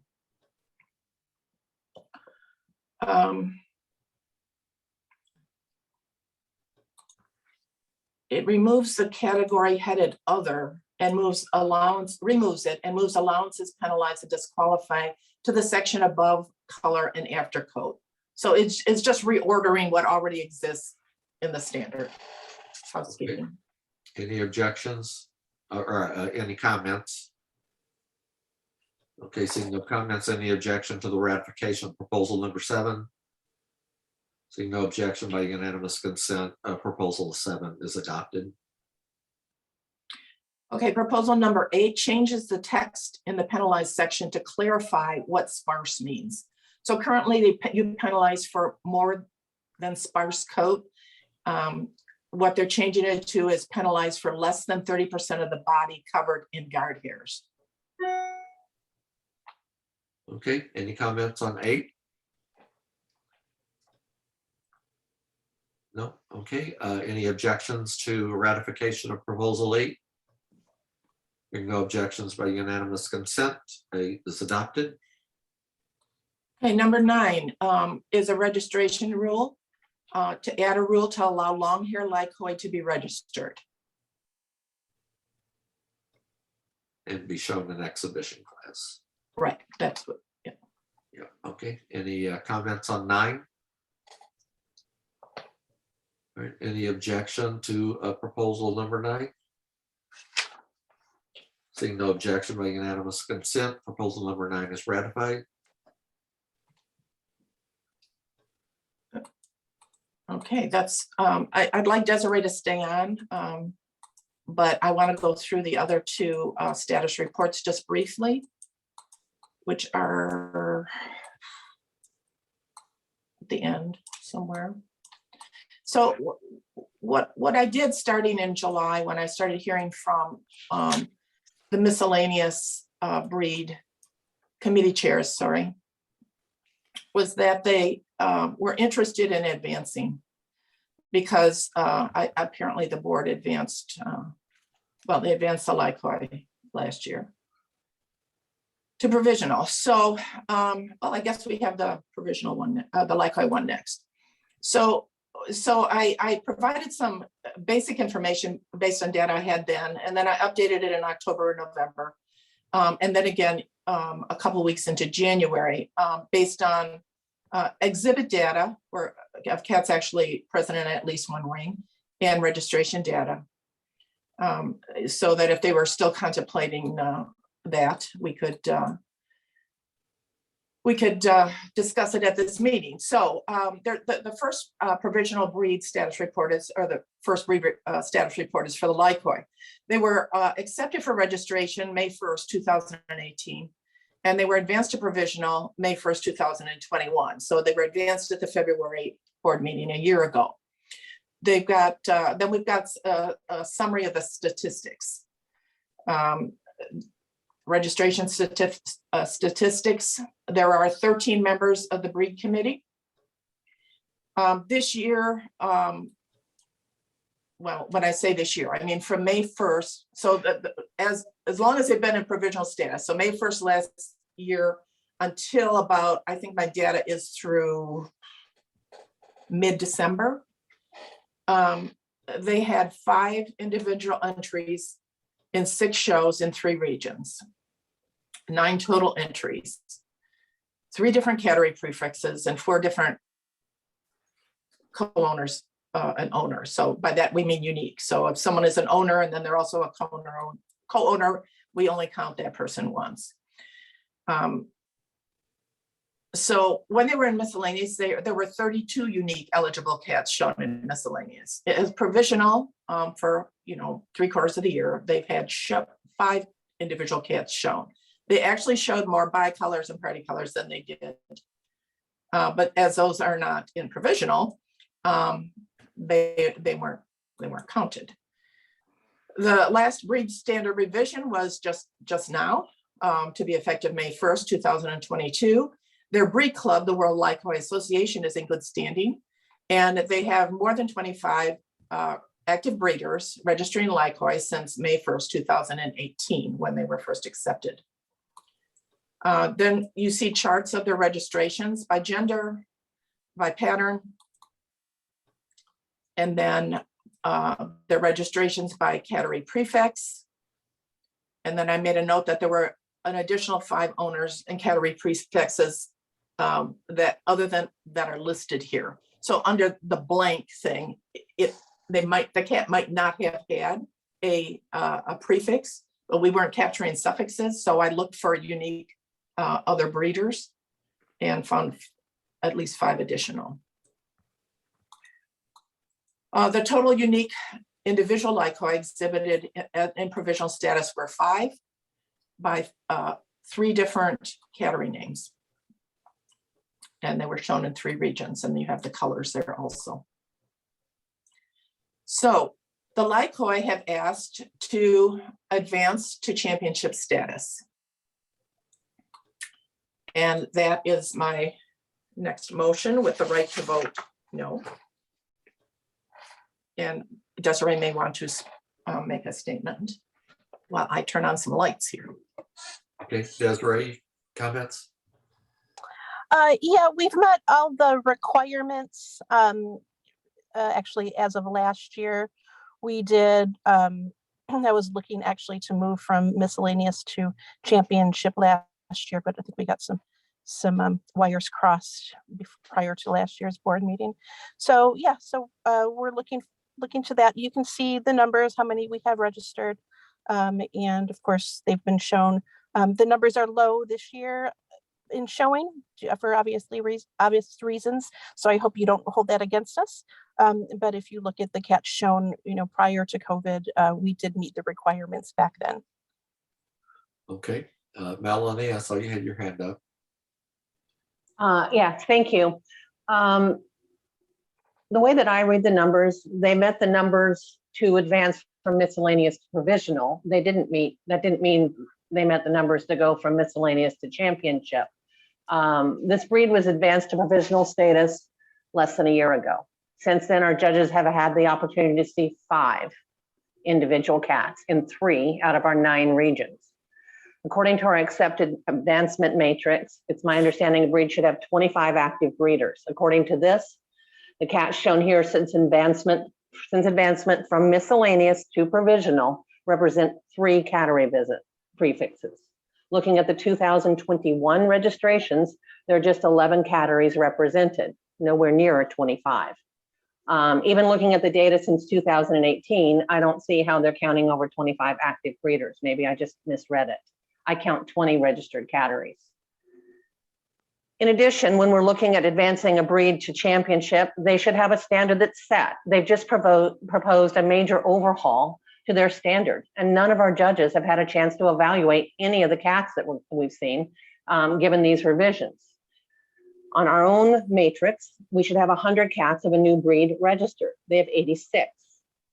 They must show 25 cats. Again, they've shown 5. They must have a favorable evaluations from the judges. We have very few evaluations given the fact that there haven't been that many shown, but for the most part, our judges have asked to see more. In my opinion, to consider advancing them at this time with such a lack of supporting numbers makes a mockery of our process. And in my opinion, will ultimately do a disservice to the actual breeders of the breed, the judges and CFA. This breed's unique, no question about that. It will merit a place at the championship table, but the time isn't now. If we're going to advance a breed, it shouldn't be too much to ask that they have a strong group of breeders supporting their cause. I can understand giving some leeway based on the issues related to the pandemic, now endemic, but reducing our requirements to less than 25% of what we normally require is too much, especially given the fact that breed is clearly still in the process of defining who they want to be. They've not even come close to meeting our requirements based off our matrix. And I'll say again, if we're not going to adhere to our own guidelines, then why do we have them? I can't support this request. Kenny, you're recognized. Yes, first of all, I'd like to second her motion. Okay, thank you. For acceptance, and I'm going to support this. I certainly can't they were going strong until the pandemic hit, as well as a lot of our other breeds. I'm not going to hold it against them. They are such a unique breed. They stand alone as far as I'm concerned. I want them in championship. Okay, Kenny, thank you. Annette Wilson? Thank you. I also can't support advancement this year. While I believe that breeds that exist and have been registered and shown in other associations should get a little bit of a credit for that, I don't think we can blame the pandemic for everything. And because of the pandemic and the fact that nobody had a chance to show, shouldn't replace our requirements. They can show now, and they are showing some. They need to show more, and hopefully they'll show some of our additional colors also. Now that they've been accepted, they've made some standard changes, and I really do think that one of the key things we need to have, and I think we saw this with the Bengals, is that we need to have a breed have a standard that they all agree to and aren't going to be changing frequently. So we have an opportunity now with their standard changes to judge the cats, and hopefully more cats, to the standard they've now that has been approved. And I think we owe it to the breed to give them that opportunity to show us cats that meet that standard. Pam Delavar, you're recognized.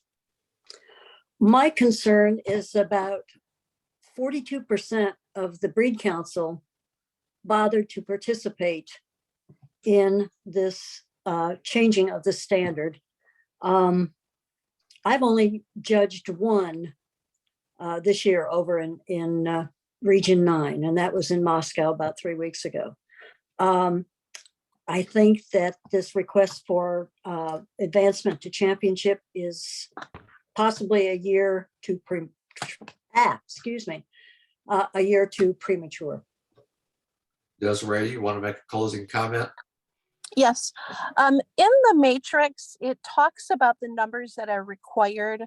Don't believe, and maybe I read it wrong, that it says that you need additional cats to be shown while in provisional. So from my understanding from reading it, if you're in miscellaneous and you meet the championship requirements for both registration and or exhibiting, that you don't need to have more cats. So if the requirement is to have 100 cats registered in miscellaneous, or I'm sorry, once you hit championship, if you already meet that requirement when you're in miscellaneous, where's the rule that says, oh, okay, when you're provisional, you have to also do more, right? So maybe I'm misinterpreting it, but that goes this, for showing and for registration. So we worked really hard prior to the pandemic, and I'm not sure, Melanie, what you're looking at about the numbers, because we do meet the registration numbers and the showing numbers. So I'm not sure what you're looking at, but I wouldn't have asked to advance if we didn't meet those numbers. That would be embarrassing for CFA's, rules. But so that's my main concern. If it said, okay, and when you're in provisional, you have to show another 25 that weren't shown in miscellaneous, then we would have adhered to that. But the reason we worked so hard prior, during the first years, we wanted to hurry up and get this done and do what needed to be done, and then we could relax a little bit. So okay, that's all I have to say about that. Thank you. Recognize Annette for the final comment. That sounds doomful. No, we're just going back and forth here. I know, and I don't have to comment. I think it is somewhat unclear, but I look at each column separately. And if someone's close, I guess if we'd seen more of these cats shown and in more regions, when you didn't get it, I would have never voted to go straight from miscellaneous to championship. I think it's a mistake to do that. Especially when there's things that need work in the standards. So I'm okay with the fact that you have 200 and, well over 200 cats registered over time. But showing, 5 cats, that's just not enough for me, and not having a new standard. Delabar. Just, I know you don't like history, Daryl, but in the history of CFA, we have had, in the recent history, I should say, we have only had 2 breeds that have gone from miscellaneous to championship. And the most recent one was Bengal. Prior to that was the the Sphinx. And that was after it was originally thrown out of CFA due to faulty data, brought back in as miscellaneous, and then advanced at a board meeting to championship. Thank you for the history lesson. You're welcome. Yep, thank you. And I recall both of those events. Desiree, did you have something else to say? Yeah, and, and it was important when one just totally flipped and went somewhere else.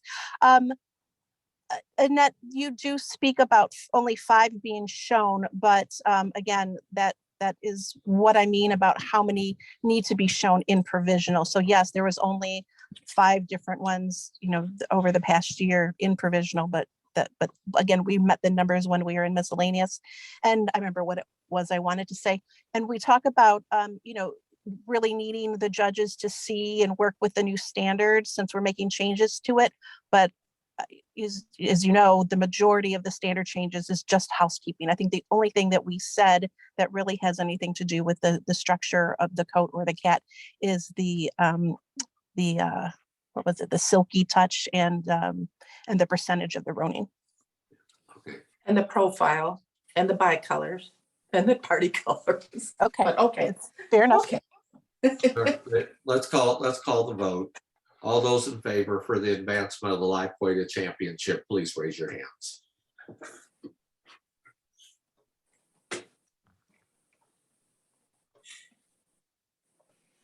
Okay, so the yes votes are Howard Webster, Kenny Curley, Kathy Dunham, and Sharon Roy.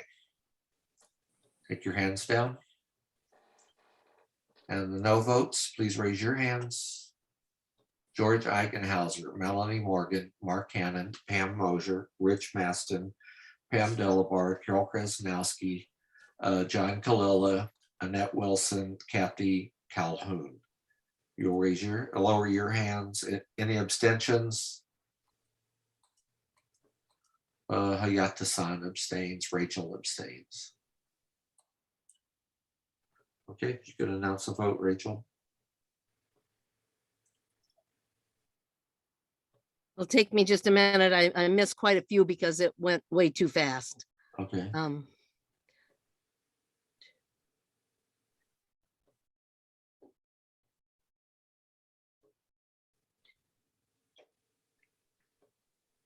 Okay, that's 10 yes, 4 no, 2 abstentions. What? No, that's back. That's not right. There was only 4 yeses. Sorry, it's the other way around. 4 yes, 10 no, 2 abstentions. Yes, okay. Thank you. All right, so the motion fails. So Desiree, get your people out there, get the cat shown, and come back next year. Okay, will do. Thank you. Yep, you're welcome. Okay, Annette.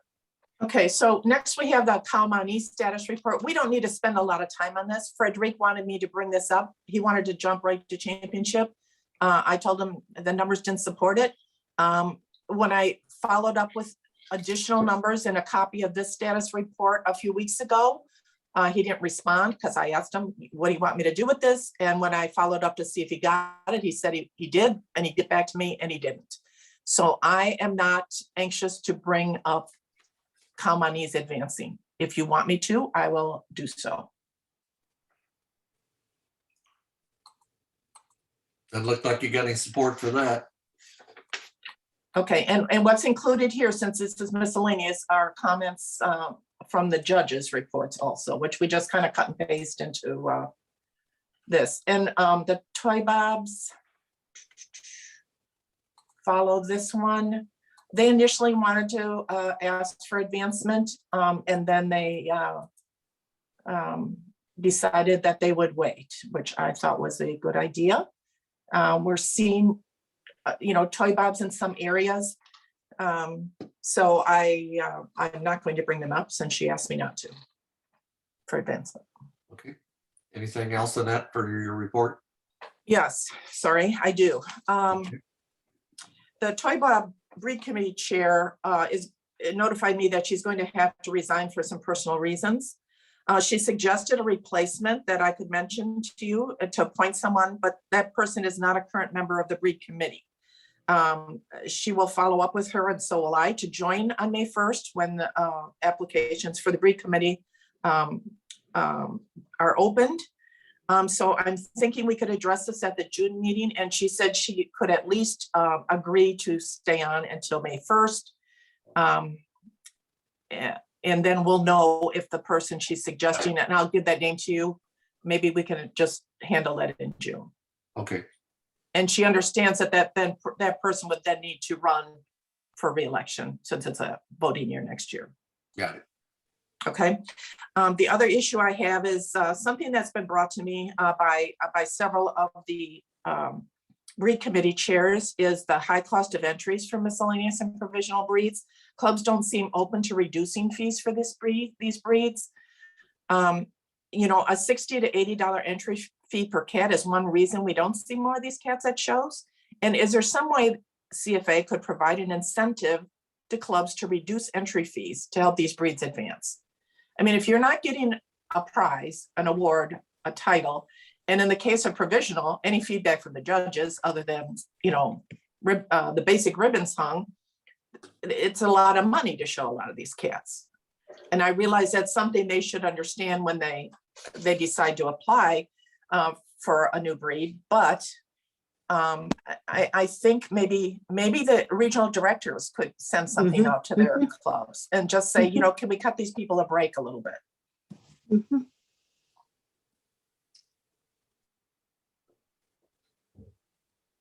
Pam Delbar?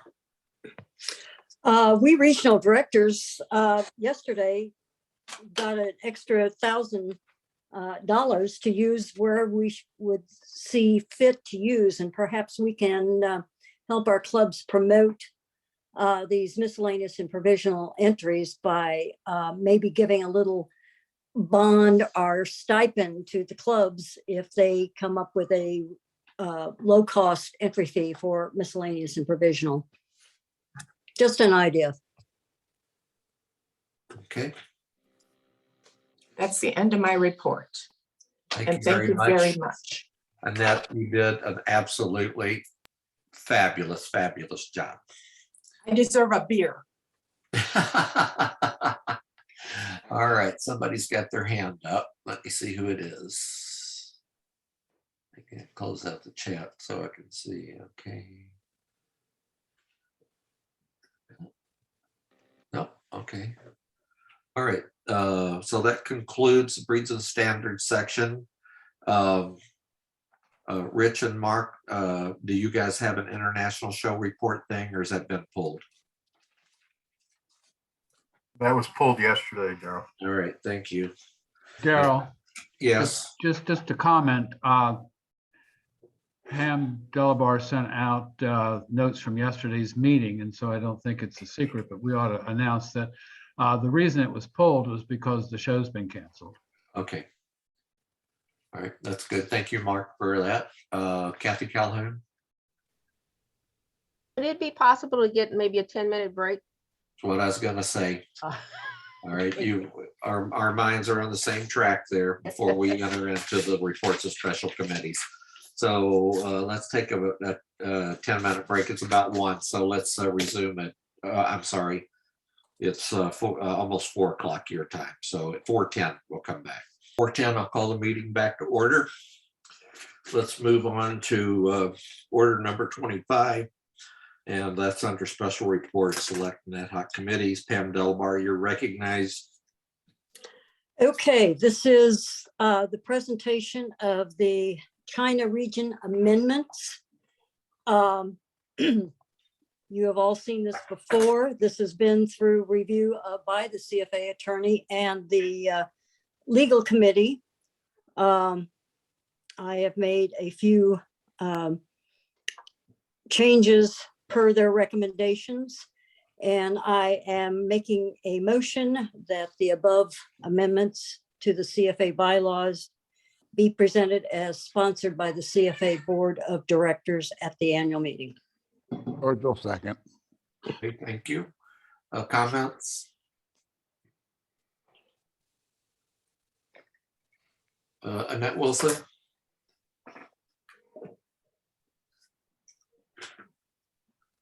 You're muted.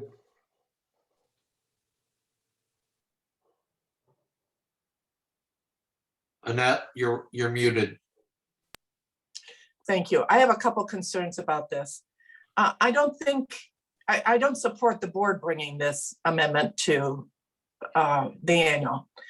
In the past, when a region is interested in, or when a country or a group of countries is interested in becoming a region, they form a committee amongst themselves and they make their case to the delegation. I remember that being the case with Japan, and even though it didn't get accepted the first or maybe even the second time, when it ultimately did, it was because of the work that people in that country did. I think pretty much the same thing happened with Europe. It was the European clubs that came and asked to be become a region. I don't understand why we're doing this a different way this time, and regardless, I don't think it should be board sponsored. That's all. Okay. Pam, do you recall, I was ID chair, and I know I worked with the clubs, and it was several years before we brought the amendment forward, much to the chagrin of a few people over there. They didn't like it that I didn't hop to when they wanted it brought up early on. But I don't remember now who wrote the amendment. All I can remember, it was presented in 2011 and of course passed the delegation at that time. I would have to look at the minutes to see who actually sponsored it. Personally, I thought it came from the board, but was presented by, if I remember correctly, Olivier, who was acting as sort of the chair for Europe at the time. So I don't have the ability to check the minutes from the 2011 annual meeting to find out how that actually was written or sponsored. But I would hope the board would sponsor it. If not, I am sure that we have plenty of clubs to do so. The one difference is that basically we have a better command of the language in which this needs to be presented. And that's why I think that it would behoove us to sponsor it. Okay, Rachel, you had your hand up. I did. I was trying to retrieve those minutes for Pam, but it's not going as smoothly as I thought. So I'm going to keep trying. All right. Okay. So anybody else have comments? So Pam can we scroll down? I'm assuming you have an action item at the bottom of it. So Yes, motion, the above amendments to the CFA bylaws be presented as sponsored by the CFA Executive Board at the annual meeting in June 2022. okay. I need a second. You had a second. George already seconded. Oh, Yeah. thank you. That's all right, George. Thank you. I'm sorry. Getting late in the day. Any further comments on this motion? Okay, I'll call the question. All those in favor of a board-sponsored amendment to add China as Region 10? Raise your hands.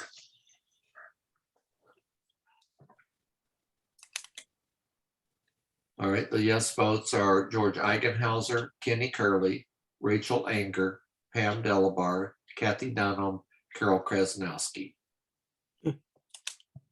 Okay. For those opposed, raise your hand. Melanie Morgan, Pam Mosier, Mark Hannon, Kathy Calhoun, John Kalila, Howard Webster, Annette Wilson, Sharon Roy, and Rich Maston. Okay, any abstentions?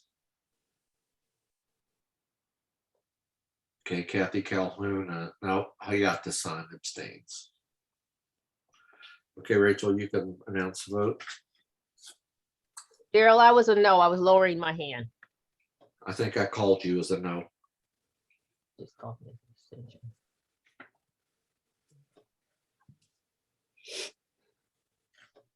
So that's 6 yes votes, 9 no votes, 1 abstention. Okay, the motion fails. Okay, Pam, order number 26, show license late fee submission fees.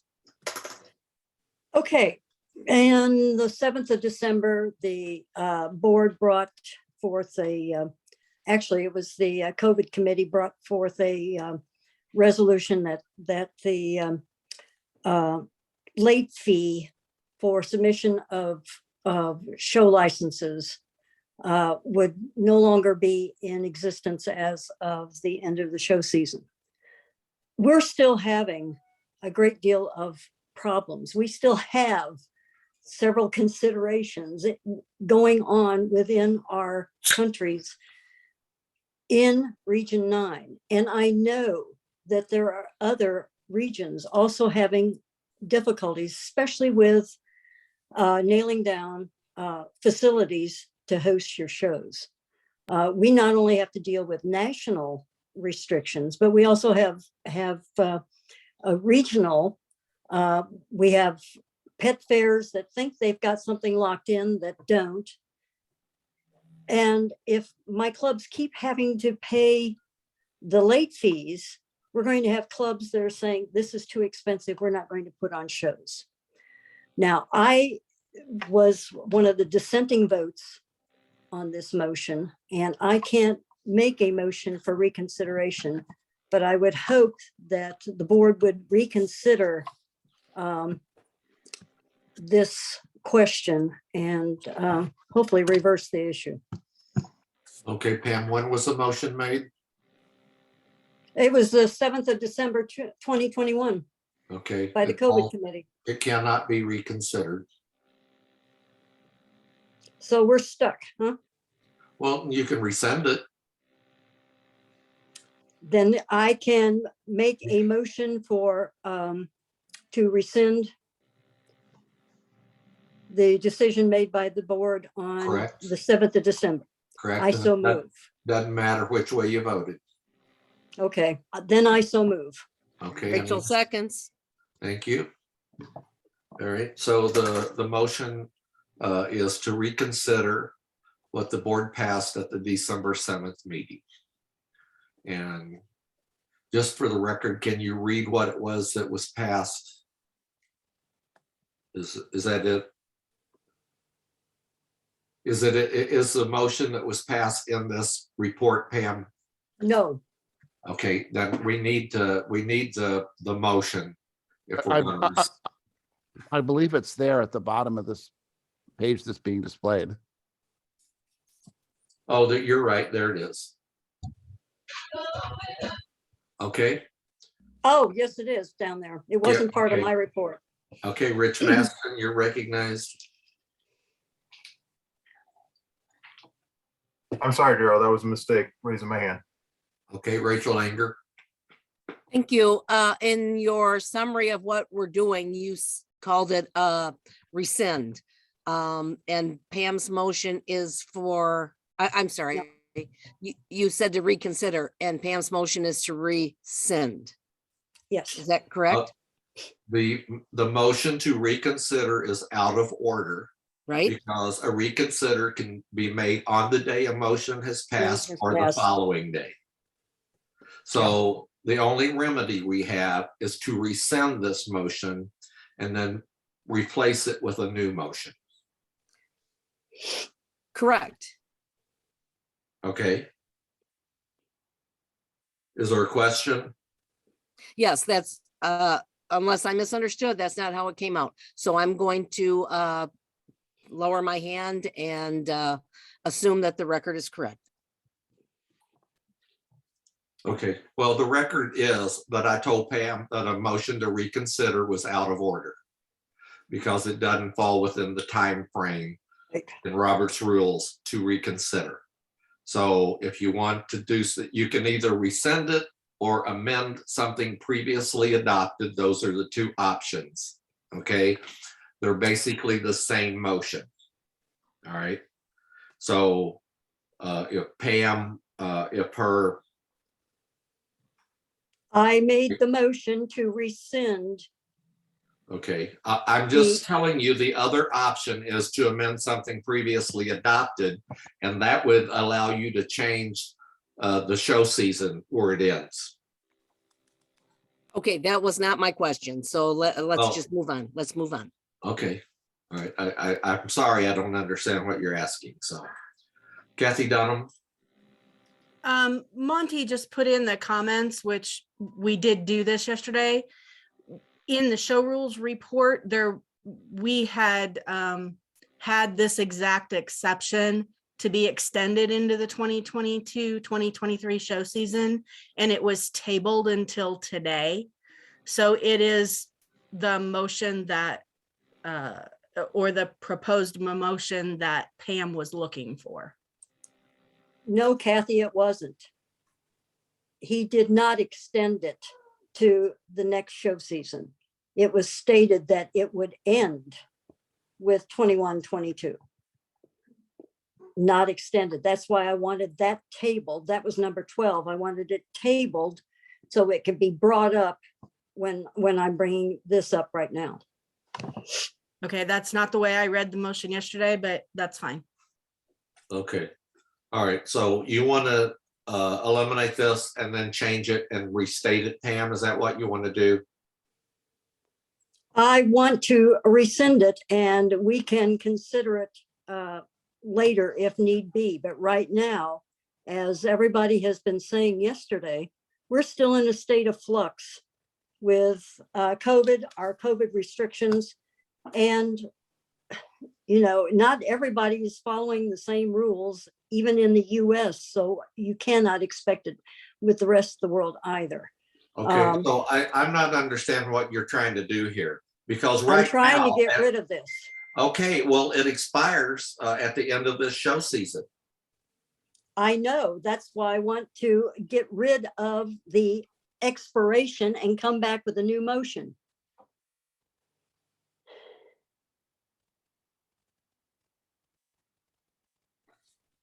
Okay.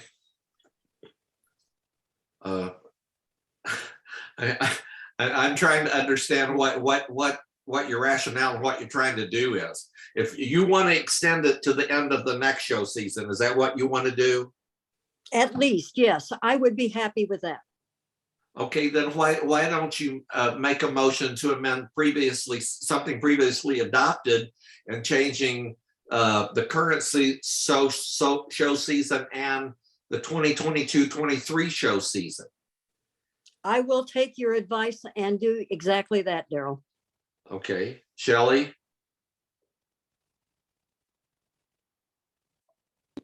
I was just going to say, make a motion, and then her motion will tell us what she wants to do. So let's just make the motion so we can debate it. Well, I will rescind the motion's been passed. We either have to rescind this motion if you want to change it, or you have to amend something that was previously adopted. That's the two legal ways to change this motion.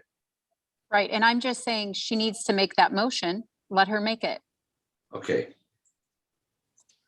So Pam, my suggestion to you is to make the motion to amend something previously adopted and place in there after 2021-2022, also to include show season 2022 and 2023.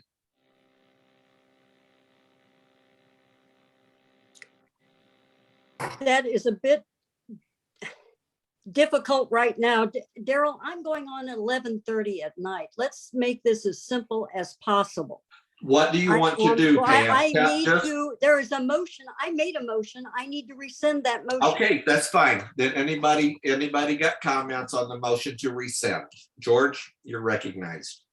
I was going to suggest that we simply change current 2021-22 to 2022-2023. Okay, as parliamentarian, I'm just going to say, what I need is a motion and a second. So, We have that. well, I never heard a second. George seconded it. I didn't hear him say second. I heard him say what he wanted to change, but in any event, let's just state the motion for the record now and slow down. So Pam, what is your motion?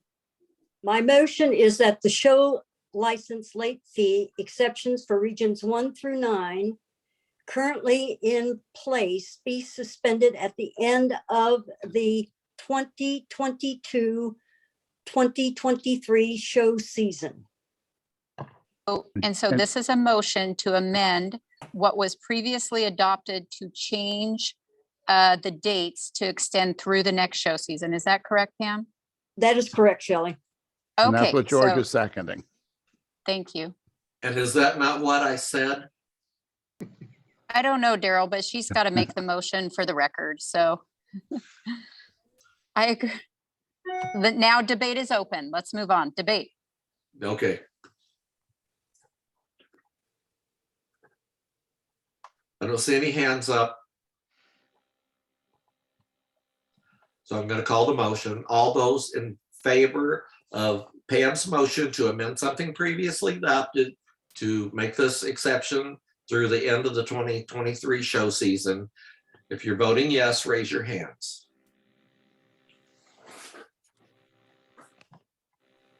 Okay, the yes votes are Rachel Anker, George Eigenhauser, Kenny Curley, Carol Krasnowski, John Kalila, Sharon Roy, Ayata San, Annette Wilson, Pam Delabar, Kathy Calhoun, Mark Hannon, Rich Maston, Kathy Dunham. Okay, and you'll take your hands down. And those opposed, raise your hands. I think it's Melanie and Pam Mosier. Pam, are you voting no or yes? Okay, take your hands down. And abstentions? No abstentions. Rachel, you can announce the vote. I did not get a vote for Howard Webster.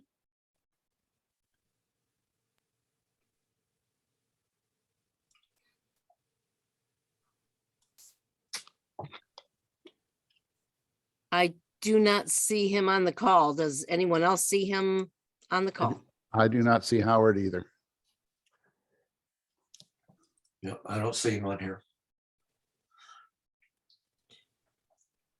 You can announce the vote, Rachel, when you have it.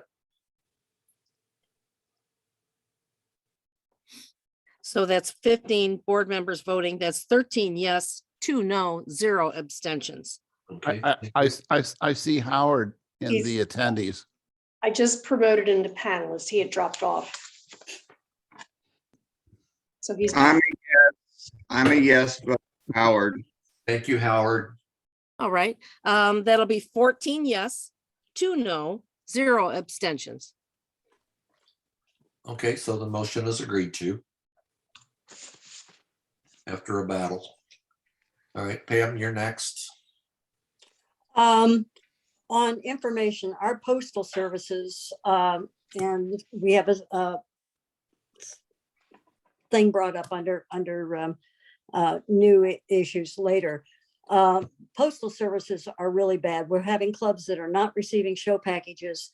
And what I would like to propose and bring up with central office is to allow us to have deposits of show package materials available in certain parts of the region, such as Russia, Germany, Italy, Spain, France, excuse me. And this is just something I'm bringing up to you. As I said previously under other publications, issues and everything, whenever we bring anything into the EU portion of Region 9, we're subject to value added tax, that's VAT. So I'm trying to work out something on shipping so we can see what we can do to make this as cheap as possible for the clubs. The second issue is I am confused about new show sponsorship, as are my clubs. I had a club put on a show in an principality we have never stepped foot into except as tourists. And they were given no consideration for new show sponsor, or they didn't get new show sponsorship. We just recently had a show in an area that's been it's in the headquarters area of a very large association competitor, and also in an area that has been basically the territory of a very large independent club. We were able to have a very successful show up there. And this club's normal show date is in March, where they had this in an entirely new area, some 600 kilometers away from where they usually put on a show, yet they were denied new show sponsorship. So I guess I'm trying to say, is this for new clubs putting on their first show? Or should we not even worry about new show sponsorship when we're trying to break into new areas? Rich, you're recognized. Kim, thanks for bringing this up. New show sponsorships originated, I believe, back in 2018. The intent for new show sponsorship was a new show added to the schedule. The requirements and criteria was always and has been any show or any club moving a show to a different date or a different area, be it city, state, or country, is not considered a new show. It has to be a new show added to the schedule. Pam, if you want to create a different type of sponsorship, we're willing to put together something else that will work for a new club putting on a first-time show. What we're concerned about is clubs working together, deciding that they're not going to put on a show this year. They're going to give it to somebody else to put on a show this year just to gain the $1,000 new show sponsorship. The whole objective was to allow clubs, regions, and areas to put on a true new show added to the schedule. But that's exactly what happened, Rich. Their normal show is down past the Munich area in March, and they are having that show. This time we were up in Cologne with the same club, that's UK Cat Fanciers, and it was a new show added to our schedule. Now, there's also another show that was over 700 kilometers away that the club decided not to have their show. But it's an entirely different country, entirely different segment of the region where that show would have been, which is still on the schedule for next year. So this was a new show for us in an entirely new area by a club who is also having a show the end of March. Okay, so there is some confusion on new show because of the COVID. Yes. We've got a lot of clubs that have not been able to put on shows for obvious reasons. So Pam, what we need to understand is the club that you're referring to, do they normally put on 2 shows per year? In the past, they've put on 1. Okay. Of course, so previously to that, they were in Great Britain. Okay, so are you referring to the UK club? Yes. Okay.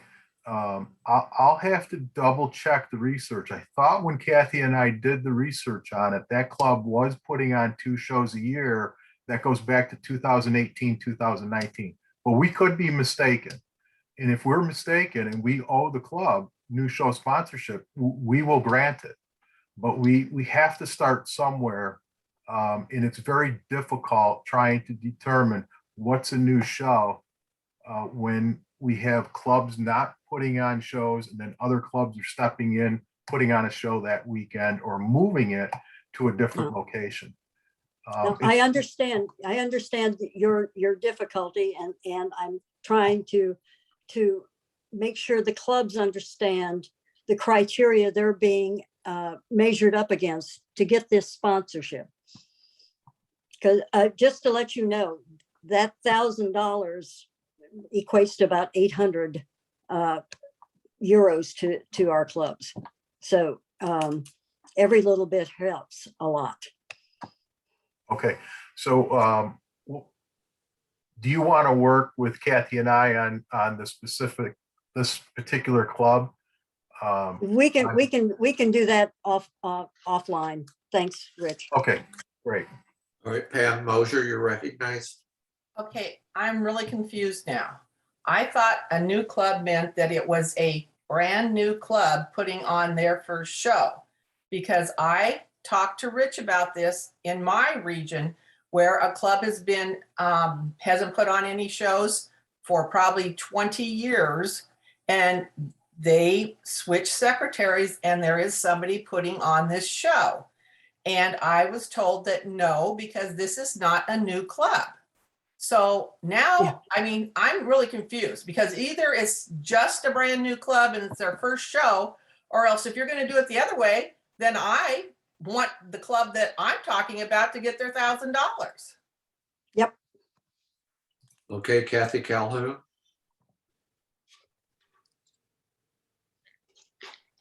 Back to Pam's in the UK cat fanciers. Now this could be wrong, but the data that we had was that in 2019-2020 show season, the club held 2 shows, November 30th, 2019 and March 28th, 2020. Now if that's wrong, but that is that's the information we had. I would have to go back and check that, Kathy, because I wasn't regional director then in 2019, but the end of March is their traditional date. Yeah, Okay. that was the basis, just for. Okay. Thank you, Rich. You're recognized. We're wasting time here when you Well, guys are going to apologize for the stop this. wasting time. I'm going to have to get with Pam Mosier. I don't quite understand what Pam just said. I'm sorry, Pam, and maybe it's just a long day, but I'm happy to take this offline with you and Kathy as well, so we can work through it. Okay, great. Good. Okay, Pam, proceed. Region 9, has a special fund to bring in judges from outside the region, CFA judges from outside the region. What we're finding is that some of the clubs now are holding airline tickets for quite a while. And one I'm thinking of right away is 9 months out because of, COVID happening, the judge not being able to pick up the show for this month, but they can do for an out month. The club does not need to be holding, putting out that money and not getting anything back to help put on their show. Whereas the judge does have the plane ticket. I would like to be able to have these clubs reimbursed up to their $700 per judge upon presentation of the receipt for the airfare. And I have made a motion. Okay, I need a second. I will second with the right to vote no. Okay. Rich, you have your hand up to comment. Okay, I clearly understand what Pam is asking for, and I understand the position clubs are in when they commit to putting on a show. However, this is a very, very dangerous possible precedent that could be set where all clubs will want to come to CFA asking for their sponsorship or incentive funds prior to the event. What that then does is creates possible confusion and a tracking nightmare for central office when shows cancel and who's being credited what from judges' fees judges' airline fees being paid for, or how the CFA is going to get those reimbursed, or if it's going to go to another club. I get it. CFA has money in the bank, but they can't be every club's bank. Every club has to be able to fund their shows, and when they get their sponsorships, they get it. Now, maybe they can work with sponsors that will give them money up front, but it's my recommendation that CFA does not do that, especially now with the potential of cancellations still going on. Yeah. I understand that, Rich, but I also understand the position that this is putting our clubs in when we want them to hire CFA judges. Bless you, Daryl. When we want them to hire CFA judges and bring them in from, in this case, from the United States, but having them have to hold on to plane tickets, paid plane tickets, and that expenditure for 9 months. It is truly a hardship, and I hate to see our clubs being put in the position of we're looking at them as you are going to cheat us out of this money, when I prefer to give my clubs the benefit of the doubt that they are on the up and up. Hey, John Kalila. I just started practicing this. When I have judges flying in, I'm willing to pay for the extra money to get the whole plane ticket back, and I'm willing to lose that so I don't lose the whole kit and caboodle. And it's been working. I'm sorry, John, I didn't catch that. Pay extra, say the ticket's $100, to make sure that if I cancel, I get my money back. I'm willing to pay that difference, absorb that cost as part of the judging expense. So when the show is canceled, they can get the money back with no problem. Okay, I will pass that on. Kathy, you're recognized. Yeah, I just wanted to, I don't think, Pam, it's a matter of trust. It's just that that liability is out there. It could be 9 months, it could be a year and a half, it could be, they never have a show. And I don't think anybody's trying to be dishonest. I don't want anybody to think that. It's just, it's a nightmare to be able to track all that and keep all that. And hopefully, I mean, the number of shows canceling, hopefully that won't occur with the frequency with the pandemic, hopefully epidemic, declining. And, maybe, I know we said a lot about the $1,000 that we, recently allotted to the regional directors and the ID chairs. Maybe some of that could be used to buffer some of that for your clubs. Okay, Rich. Yeah, there's some other financial concerns that we might have with deferred expenses that overlap years and what have you. But one thought might be, Pam, is maybe the regions that are well-funded could do this for their clubs. My concern is once we approve something for one region, it won't be long and other regions will be asking for the same request, and it will get out of hand. And I don't think we want to go down that path. I think that Region 9 is the only one that has this special fund to hire judges from outside the region. You are correct. But we have 3 other sponsorships, and they could say, well, we would like our sponsorship in advance so we can pay for our other expenses, whether it's a deposit for a show hall or to bring in judges. And I'm just concerned that that's the direction this is going to go. As I said, I can appreciate where this is coming from, but this has been going on for a long time for all clubs on how they're prepaying their expenses before the show happens. Can we wrap it up, Pam? Well, the motion's on the floor. I understand that, but I'm wanting debate to conclude before I call the question. I have nothing else to add. Rich, you have any final comments? No, I don't. Okay, then let's call the motion. All those in favor of Pam's motion that the travel funds be submitted on proof of purchase of the airfares, raise your hand. Okay, the yes votes are Pam Delabar, George Eichenhauser. You'll take your hands down. And the no votes, please. Mark Cannon, Rich Maston, Melanie Morgan, Kathy Calhoun, Kathy Dunham, Howard Webster, Carol Krasinowski, Annette Wilson, Pam Mosier, John Khalil, Rachel Anger, Sharon Roy.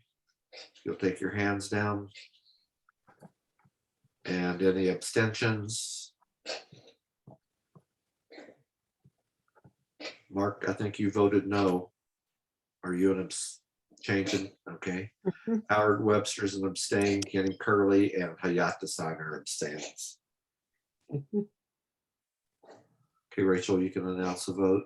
I forgot to take my hand down. So how are you voting? No. You're a no? Okay, Rachel. Howard's a And I, no. thank you. I didn't catch Carol's vote. I think she was a no, but I want to confirm that, please. I was a no. Thank you.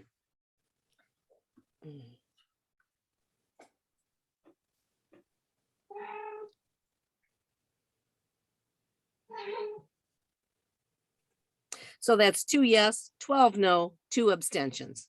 Okay, the motion is not agreed to. Okay, Pam, number 4.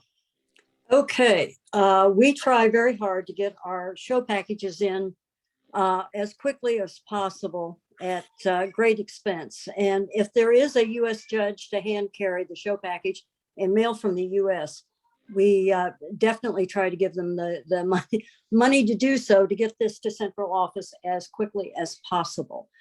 It has been taking an incredibly long time. And as I said, there's one package, and this will be brought up under the new business later, that has been held for over 2 months in US Customs and Border Control. My motion is, when we are unable to get a US judge to hand carry and mail a show package for a Region 9 club, to allow that Region 9 club to scan and electronically submit the show package to CFA, to allow the awarding of titles, registrations from TRNs, and the scoring of shows for awards. Okay, I need a second. Rachel seconds. Thank you, Rachel. All right, debate. Pam Mosier. Yes, I'd like to hear from Aline at central office. If this, I mean, I have no objections to this, but is that a problem for central office to get it electronically? Carol, can I speak to that? Yes, yes, go ahead, Ally. I have prepared a document showing what items we absolutely must have to score. It's a total of about 150 pages. And the scans need to be excellent scans. In other words, it can't be just JPEGs or poor quality. Otherwise, we can't read it when we get those scans. So yes, it's certainly doable. Cristiano from the 44 Gotti show, he did an excellent job with the scans. I asked him how long it took him. He said it took him about an hour and 40 minutes. He was using a professional quality scanner. So it's certainly doable. It just has to be done properly. So yes, we can do that. And what I would ask is, if a club is going to do that, that they contact us first so we can give them some guidance of how those scans need to be done and organized. Okay, so this is something I discussed with Kathy Dunham a few months ago. And I said, you know, we need to come up with a list of what documents are absolutely necessary to score the show. And I talked it over with Aline, and she mentioned the poor quality. So anyway, I just think this is the wave of the future, and we need to, you know, set our standard, what we want. Kathy? Yeah, Daryl, I was just gonna concur with what you said. We did talk about this several months ago when postage in the United States increased significantly. And a club in my region brought it to both of our attentions that the costs had increased. I did talk with Aline, and she talked with Shirley, and out of that came this document that Aline is referring to. But Aline's correct. I played with about 4 different scanning options using my phone, using a wand scanner, using a flatbed scanner, and using a scanner on my copier at work.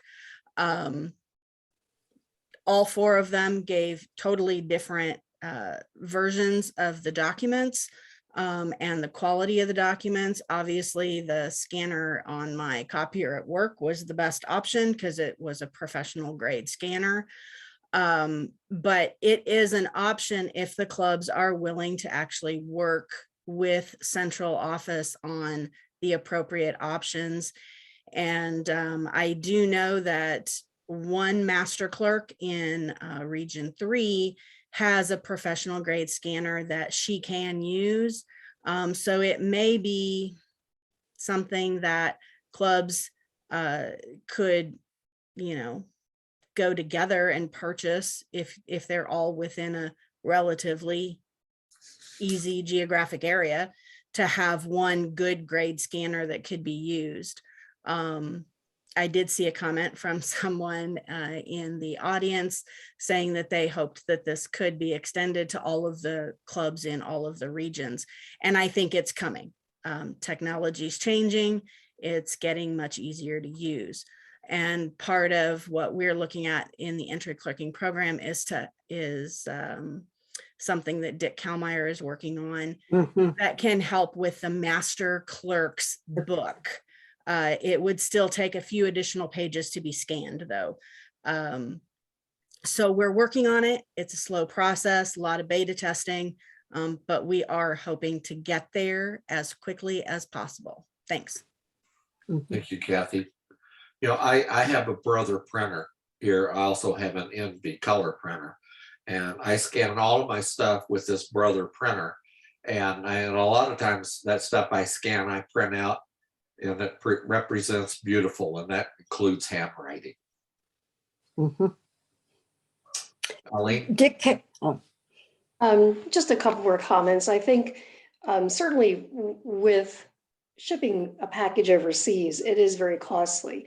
However, I would guess that by the time the clubs in the US, they get the scanner, they take the time, they do all this work, they organize it, they upload it, they're just going to say, why not just put this in the mail and just ship it? It may not be worth it to some clubs, and that's up to them. But the other point is, it's not always the quality of the scan, and I'm going to tread lightly here when I say this. It's also the quality of what is written on the forms. And I'm not going to get into details, but you would probably be surprised to see what we get in the office.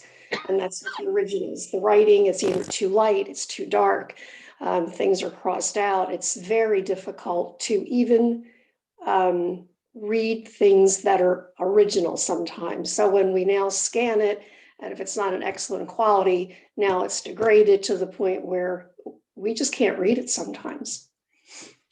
So that was it. Okay, thank you, Aline. Any other comments? No? Okay, so let's call the question.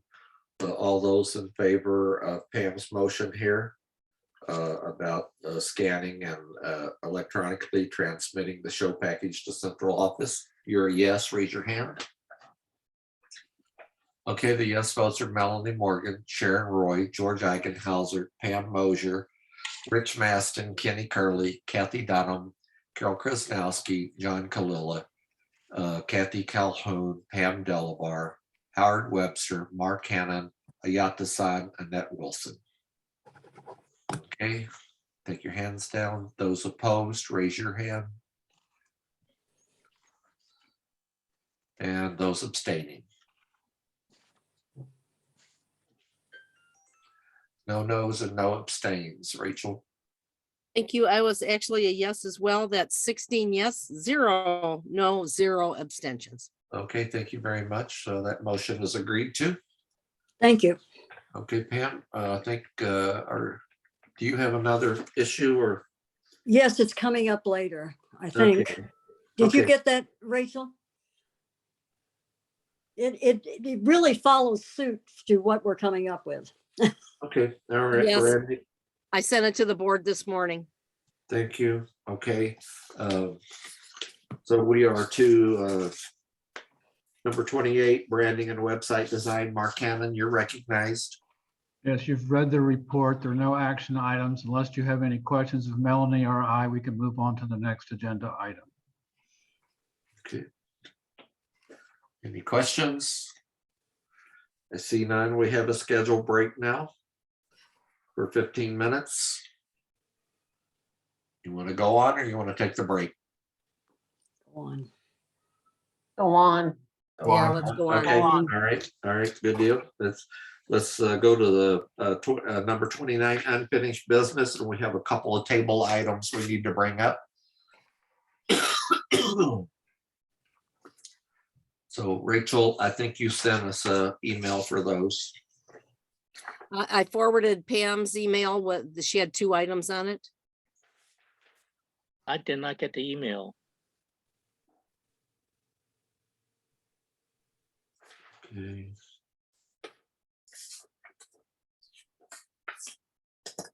So I know Monty had 2. And I think those got sent to us. It's like printed them out. I don't know what I did with them.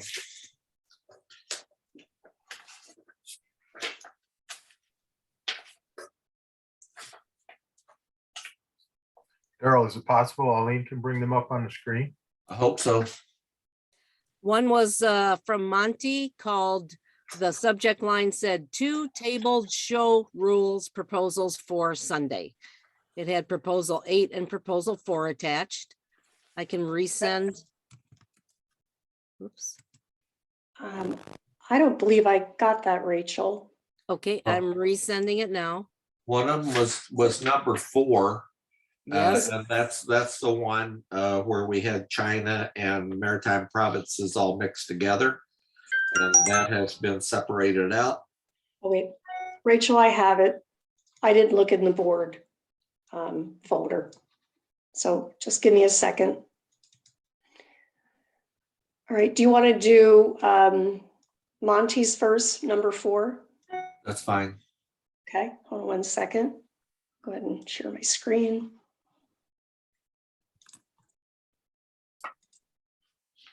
Okay, does everybody see that? Yep. Okay. All right, Monty, is Monty in? I did something also regarding this as far as the chart. But maybe this is fine the way. Looks okay to me. Did you let Monty in? Oh, I'm sorry, hold on a second, but it's not, all the points aren't there. There's some other exceptions like for 90 and 40. So I'm not sure that this is complete, but let me get Monty in. I let Monty in. Oh, you let Monty coming in. Okay. Yep. Thanks, Shelley. No, the only mistake on there is I should not have put Ukraine because it is part of Region 9.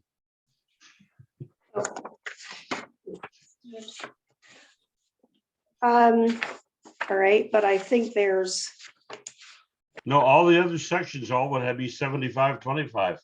That's why I reduced it to make it simplified. well, doesn't Taiwan and Vietnam, there's 90 and 40, I believe. I'm pretty sure. If you take a look at what was presented yesterday. So yesterday, Ukraine had 25 for premiership. Yeah, but if No, you. it didn't. It had 75.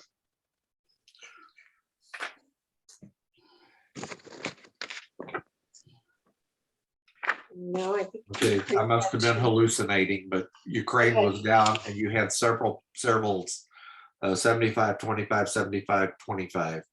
And you had Ukraine listed on that list, if I recall correctly yesterday, 200 for grand points and 25 for premiership. I think that was on yesterday's chart. Pam shaking her head, yes.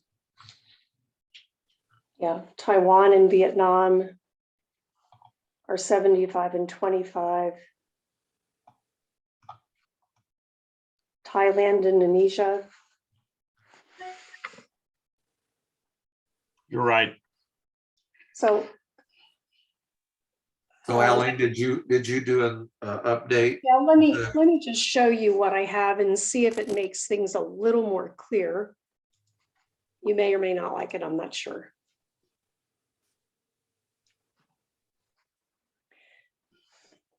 I may be wrong on the Taiwan and Vietnam. I looked at the October 2020 minutes that Bob Zenda referred to. And I did this quickly, so I could have that wrong with the 90 and 40. But this could be another way, a possible way to do this. So you have the 200 for grand and 25 for grand premier on Ukraine. And That's what it should have been, yes. Huh?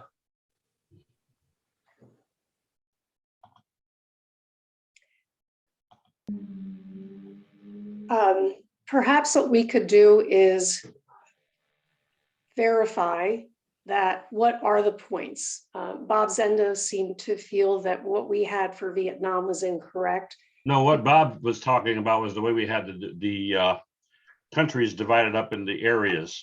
Okay, I see. Vietnam should be in with Thailand.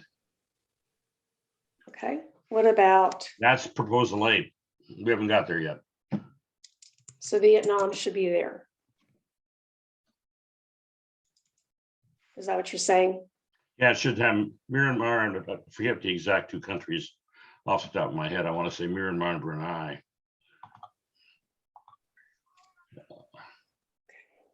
Okay, it looks like this needs work. Yeah. Yes. Yeah, so Rich, you give comments? I just wanted to clarify what the Ukraine was. Was it 225? I thought Monty said yes, and Pam may have Yes, mentioned. that's correct. Okay, great. Thank you. That's if we want to extend them.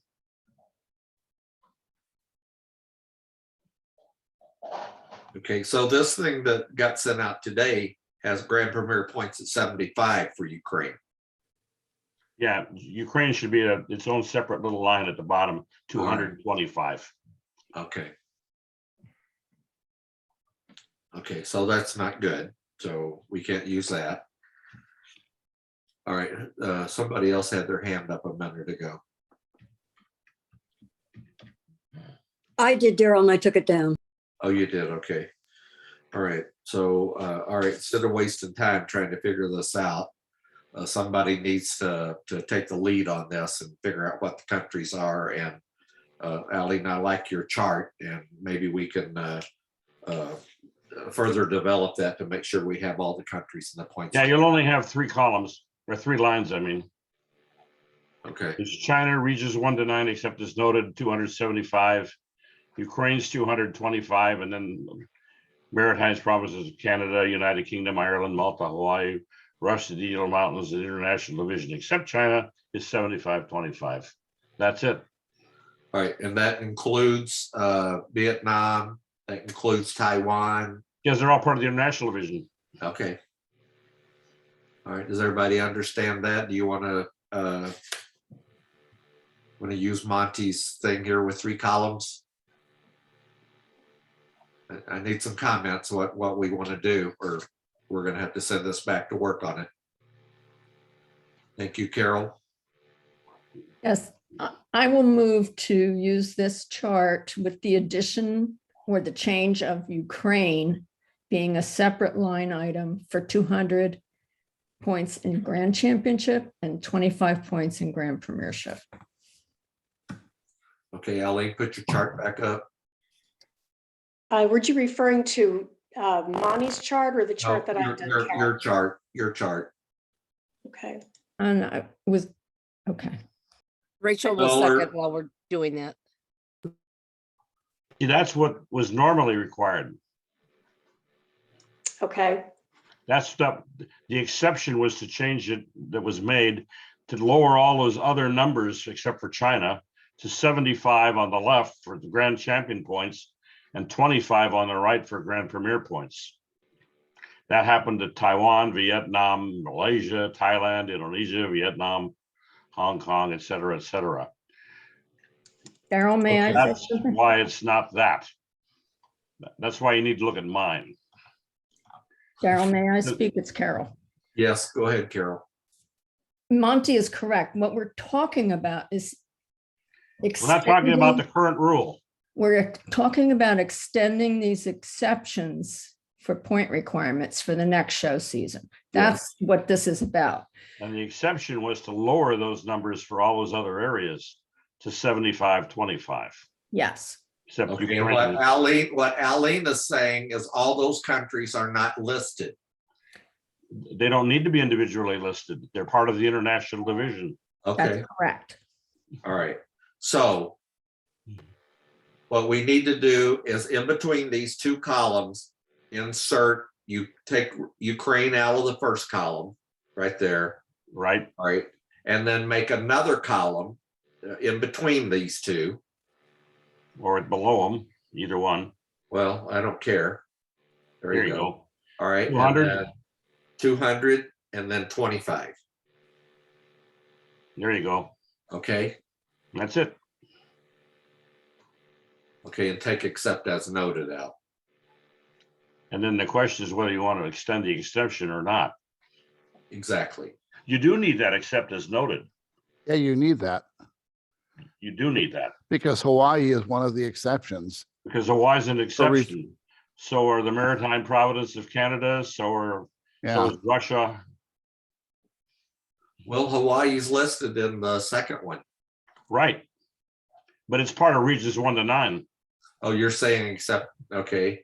So you need to, yeah, take that out. Okay, there you go.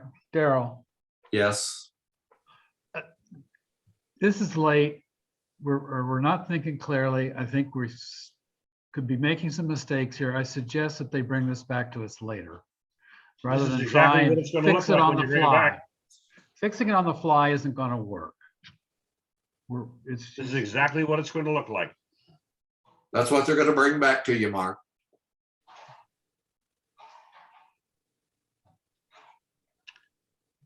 Carol? Once again, this is only the exceptions for the grand scoring that were in place for this season that we're considering extending for the next show season.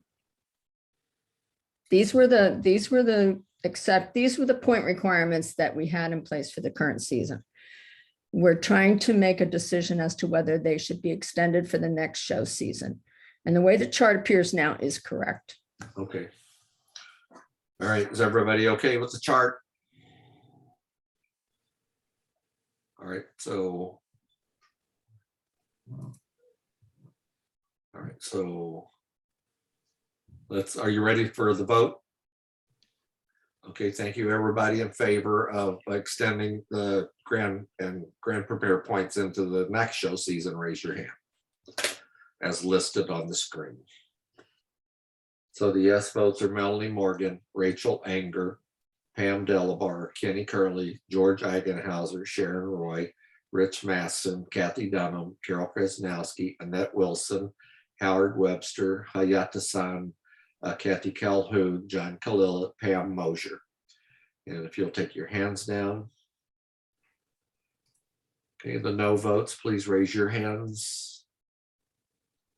Mark Cannon's a no. If you'll take your hand down, thank you, Mark. And abstentions. No abstentions. Rachel, you can announce the vote. 15 yes, 1 no, 0 abstentions. Okay, thank you very much. The motion is agreed to. Now let's go to Monty's other one.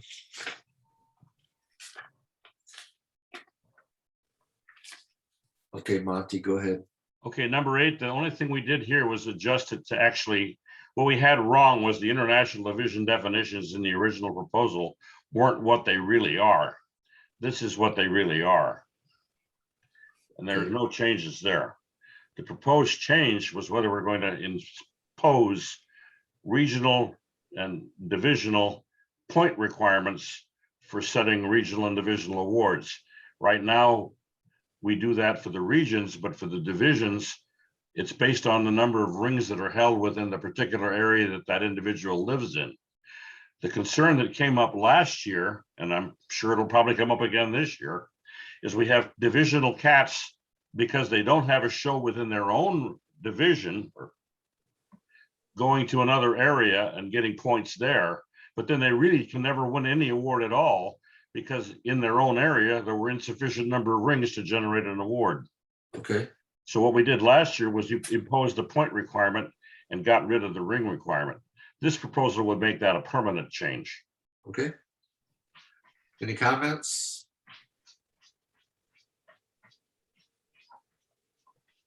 Okay, I don't see anybody's hand up. I'll call the question. All those in favor of this is a show rule change.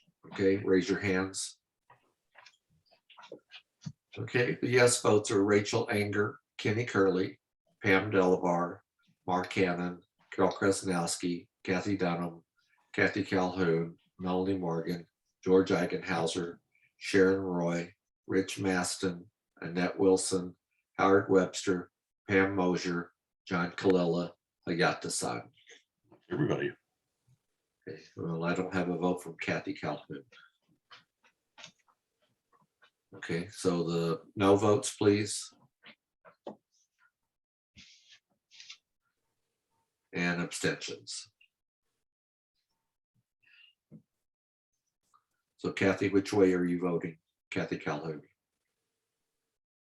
You're muted. I voted yes. Okay, thank you. Okay, Rachel, we can announce the vote. 16 yes, 0 no votes, 0 abstentions. Okay, the motion's agreed to. All right. So we have Pam, you had something that was tabled, is that correct? Pam Delabar. Sorry, no, I had something that was added to new business. Okay. At the end, I sent it to you and Rachel and Aline this morning before we started. Okay, I'm gonna play the I'm confused card. And Okay, let me read. Rachel, hang on just a minute, Pam. Rachel, I seem to recall having voted on 3 tabled items. 2 were from Monty. There was 1 early on that got tabled. Yep. I had it down as this a new item for Pam in my scribble notes. Okay, so that was the tabled, that dealt with the table motion was what Pam was going to deal with. No, that was item on the, oh, I'm sorry, Daryl, may I speak? Yes, go ahead. That was a item that we brought up earlier under the show license late fees. That's what I had tabled from yesterday. Okay, And thank you. that we addressed. Okay, fantastic. Now I'm not confused. Okay. All right, so Melanie, this hang on just a minute, Pam. Melanie and Kenny, you have something related to something we've already done or what's coming up? What we just did. Okay, go ahead. Okay, so if we just pass this last show rule change where we changed how we're figuring out rings and regional awards, doesn't that negate what we did yesterday about super specialty rings in Hong Kong? Mm-hmm. Yes. I'm just throwing it out there. Maybe it could be rescinded. Yep, you're exactly right, Pam. I was just going to ask if someone would like to rescind that I would motion. move that we rescind the vote on the double counting super specialty rings in Hong Kong, given the fact that I we just second. changed it. Shelley, all I can see is the top of your head, and I don't see you shaking your head no. Okay, all right, so who made the motion? Melanie? Yes. Okay, and Pam, you seconded? Mhm. All right, so is there any discussion on rescinding what we did for a Hong Kong rings counting double, since it's now nullified? Okay, is there any objection to the rescinding of that vote? Okay, I don't see any objection. So by unanimous consent, that's nullified, so rescinded. All right, Kenny, you had something. I just want a point of clarification. One of the other things that we did not discuss was ring scoring for next show season. I just wanted to make sure that was going to be addressed in time. I think, Rachel, didn't I ask you to put that on under a new business item? We talked about that. I'm sorry, I was reviewing something else, Kenny. I didn't get that. It's about ring scoring for next show season.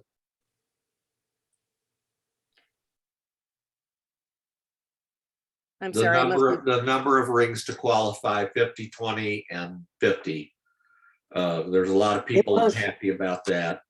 And I think that was something that we were going to address today under new business of what the ring points are going to be. Okay, if I was supposed to make a note of that, I didn't, but I haven't. No. It's okay, we can bring it up. So let's see, let's deal with Pam's motion here. No, I was going to say, Daryl, we tabled that till April per my notes.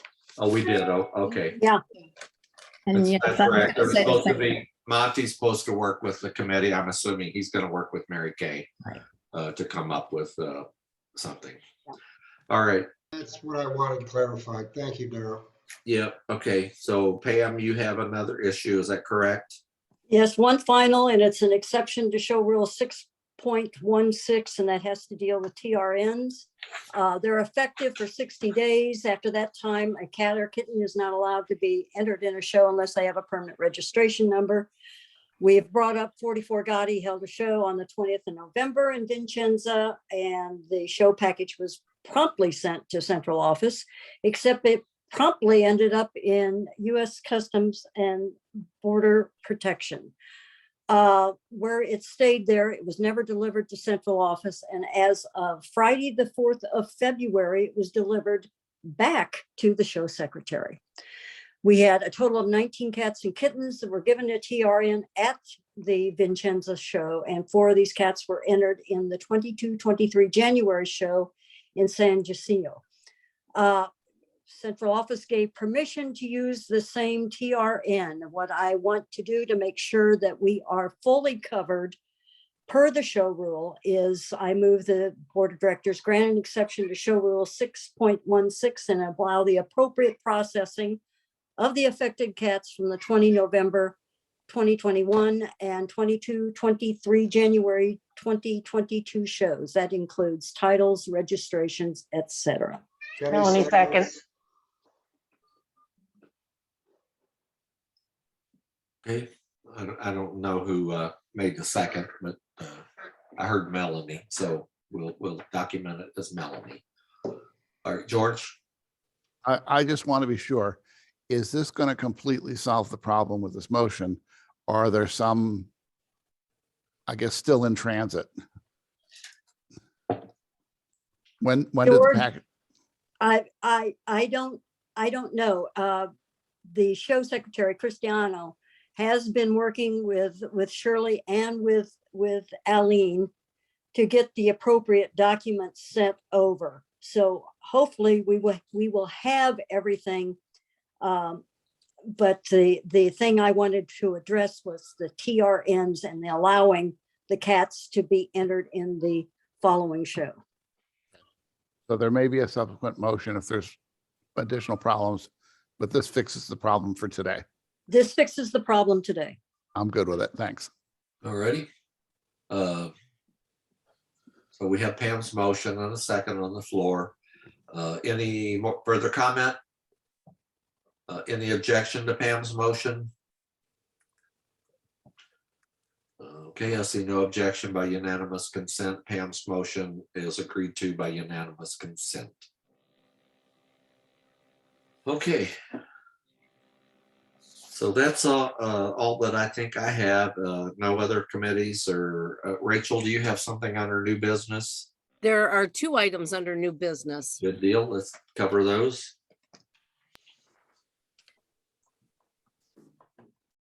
I don't see it. As I recall, the first item was a request for the CFA president to appoint a committee, a special committee to bring us a proposal in April. I think this is perhaps what Kenny was discussing or looking for.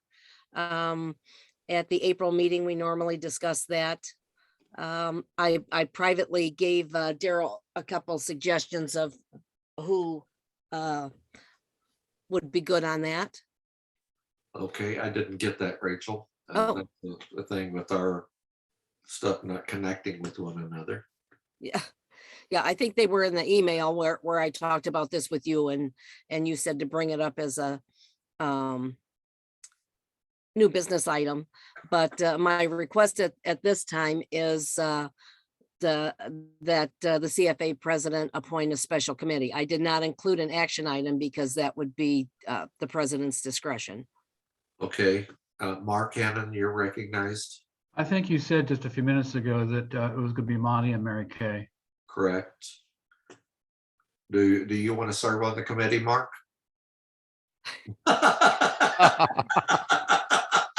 Didn't take you very long to shake that head, did it? Is that a down thumb? Is Monty still here? Affirmative.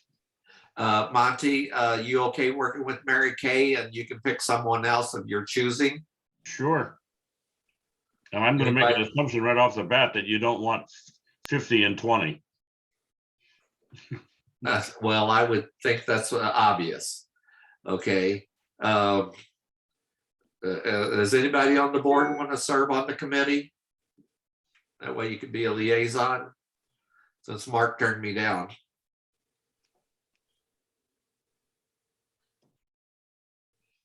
Who's Carol? Krasnowski? I'll be the liaison for the. Okay, and you'll meet with them? Yeah. Mhm. Okay, all right, thank you. Sharon Roy? Oh, I was just going to volunteer. I actually had quite a long talk with Mary Kay in Florida a couple of weeks ago, but that's okay if Carol wants to do it. Well, that's okay. We can have 4 people on the committee. Welcome, Sharon. There you go. So, so I'm assuming Mary Kay will accept. I don't know if she's in the chat or not right now. She told me she would accept. Okay, good deal. All right, thank you. So our committee that will bring back the proposal will be Monty as the chair, Mary Kay, and our 2 board liaisons will be Carol Krasnowski and Sharon Roy. So we look forward to the work you guys come up with. Okay. Okay, Rachel. The second one came in after our deadline, but I wanted to get this approval going that we grant an extension to Wayne Harding's leave of absence until August 31st, 2022. That's my motion. Seconds. Okay. All right. So that wasn't in the judge. I thought that was in the judging program report. It's not. It was not. I will, in the minutes, I will be sure to include it there. Okay. In the judging program report. But it came in after, so this would be appropriate place to put Okay. it. All right. Well, I'm confused again. So because I thought for sure I read that in the judging program report. So anyway, okay. Shelley's got her hand up. Shelley, go ahead. Didn't we vote that you voted that this could be within the purview of the judging program? So it's not a motion, it's just notice. Is that right? Correct. Oh. Okay. Yeah, you voted that this, and I approved that the bylaws do not prohibit the judging program from just making notice to the board of these types of things. Excellent. So this will be our first such reporting. Okay, so you can scratch out action item and point of Thank you. information. All right. Okay, any other business we have not addressed? Shelley, you still got your hand up? No, okay. I just lowered it. All righty, thank you. Does that conclude our orders of business, Rachel? It does, thank you. Okay. We'll give everybody about 30 seconds to take a deep breath, and if there's something else you want to bring up before we adjourn. Okay, I don't see any hands going up. So we had 2 days of a lot of work that we got accomplished here. Thank you for everyone that participated. Thank you for all the people that presented reports and motions. And anyway, we did a good work today. Thank you, everyone. Appreciate it. Have a good evening. And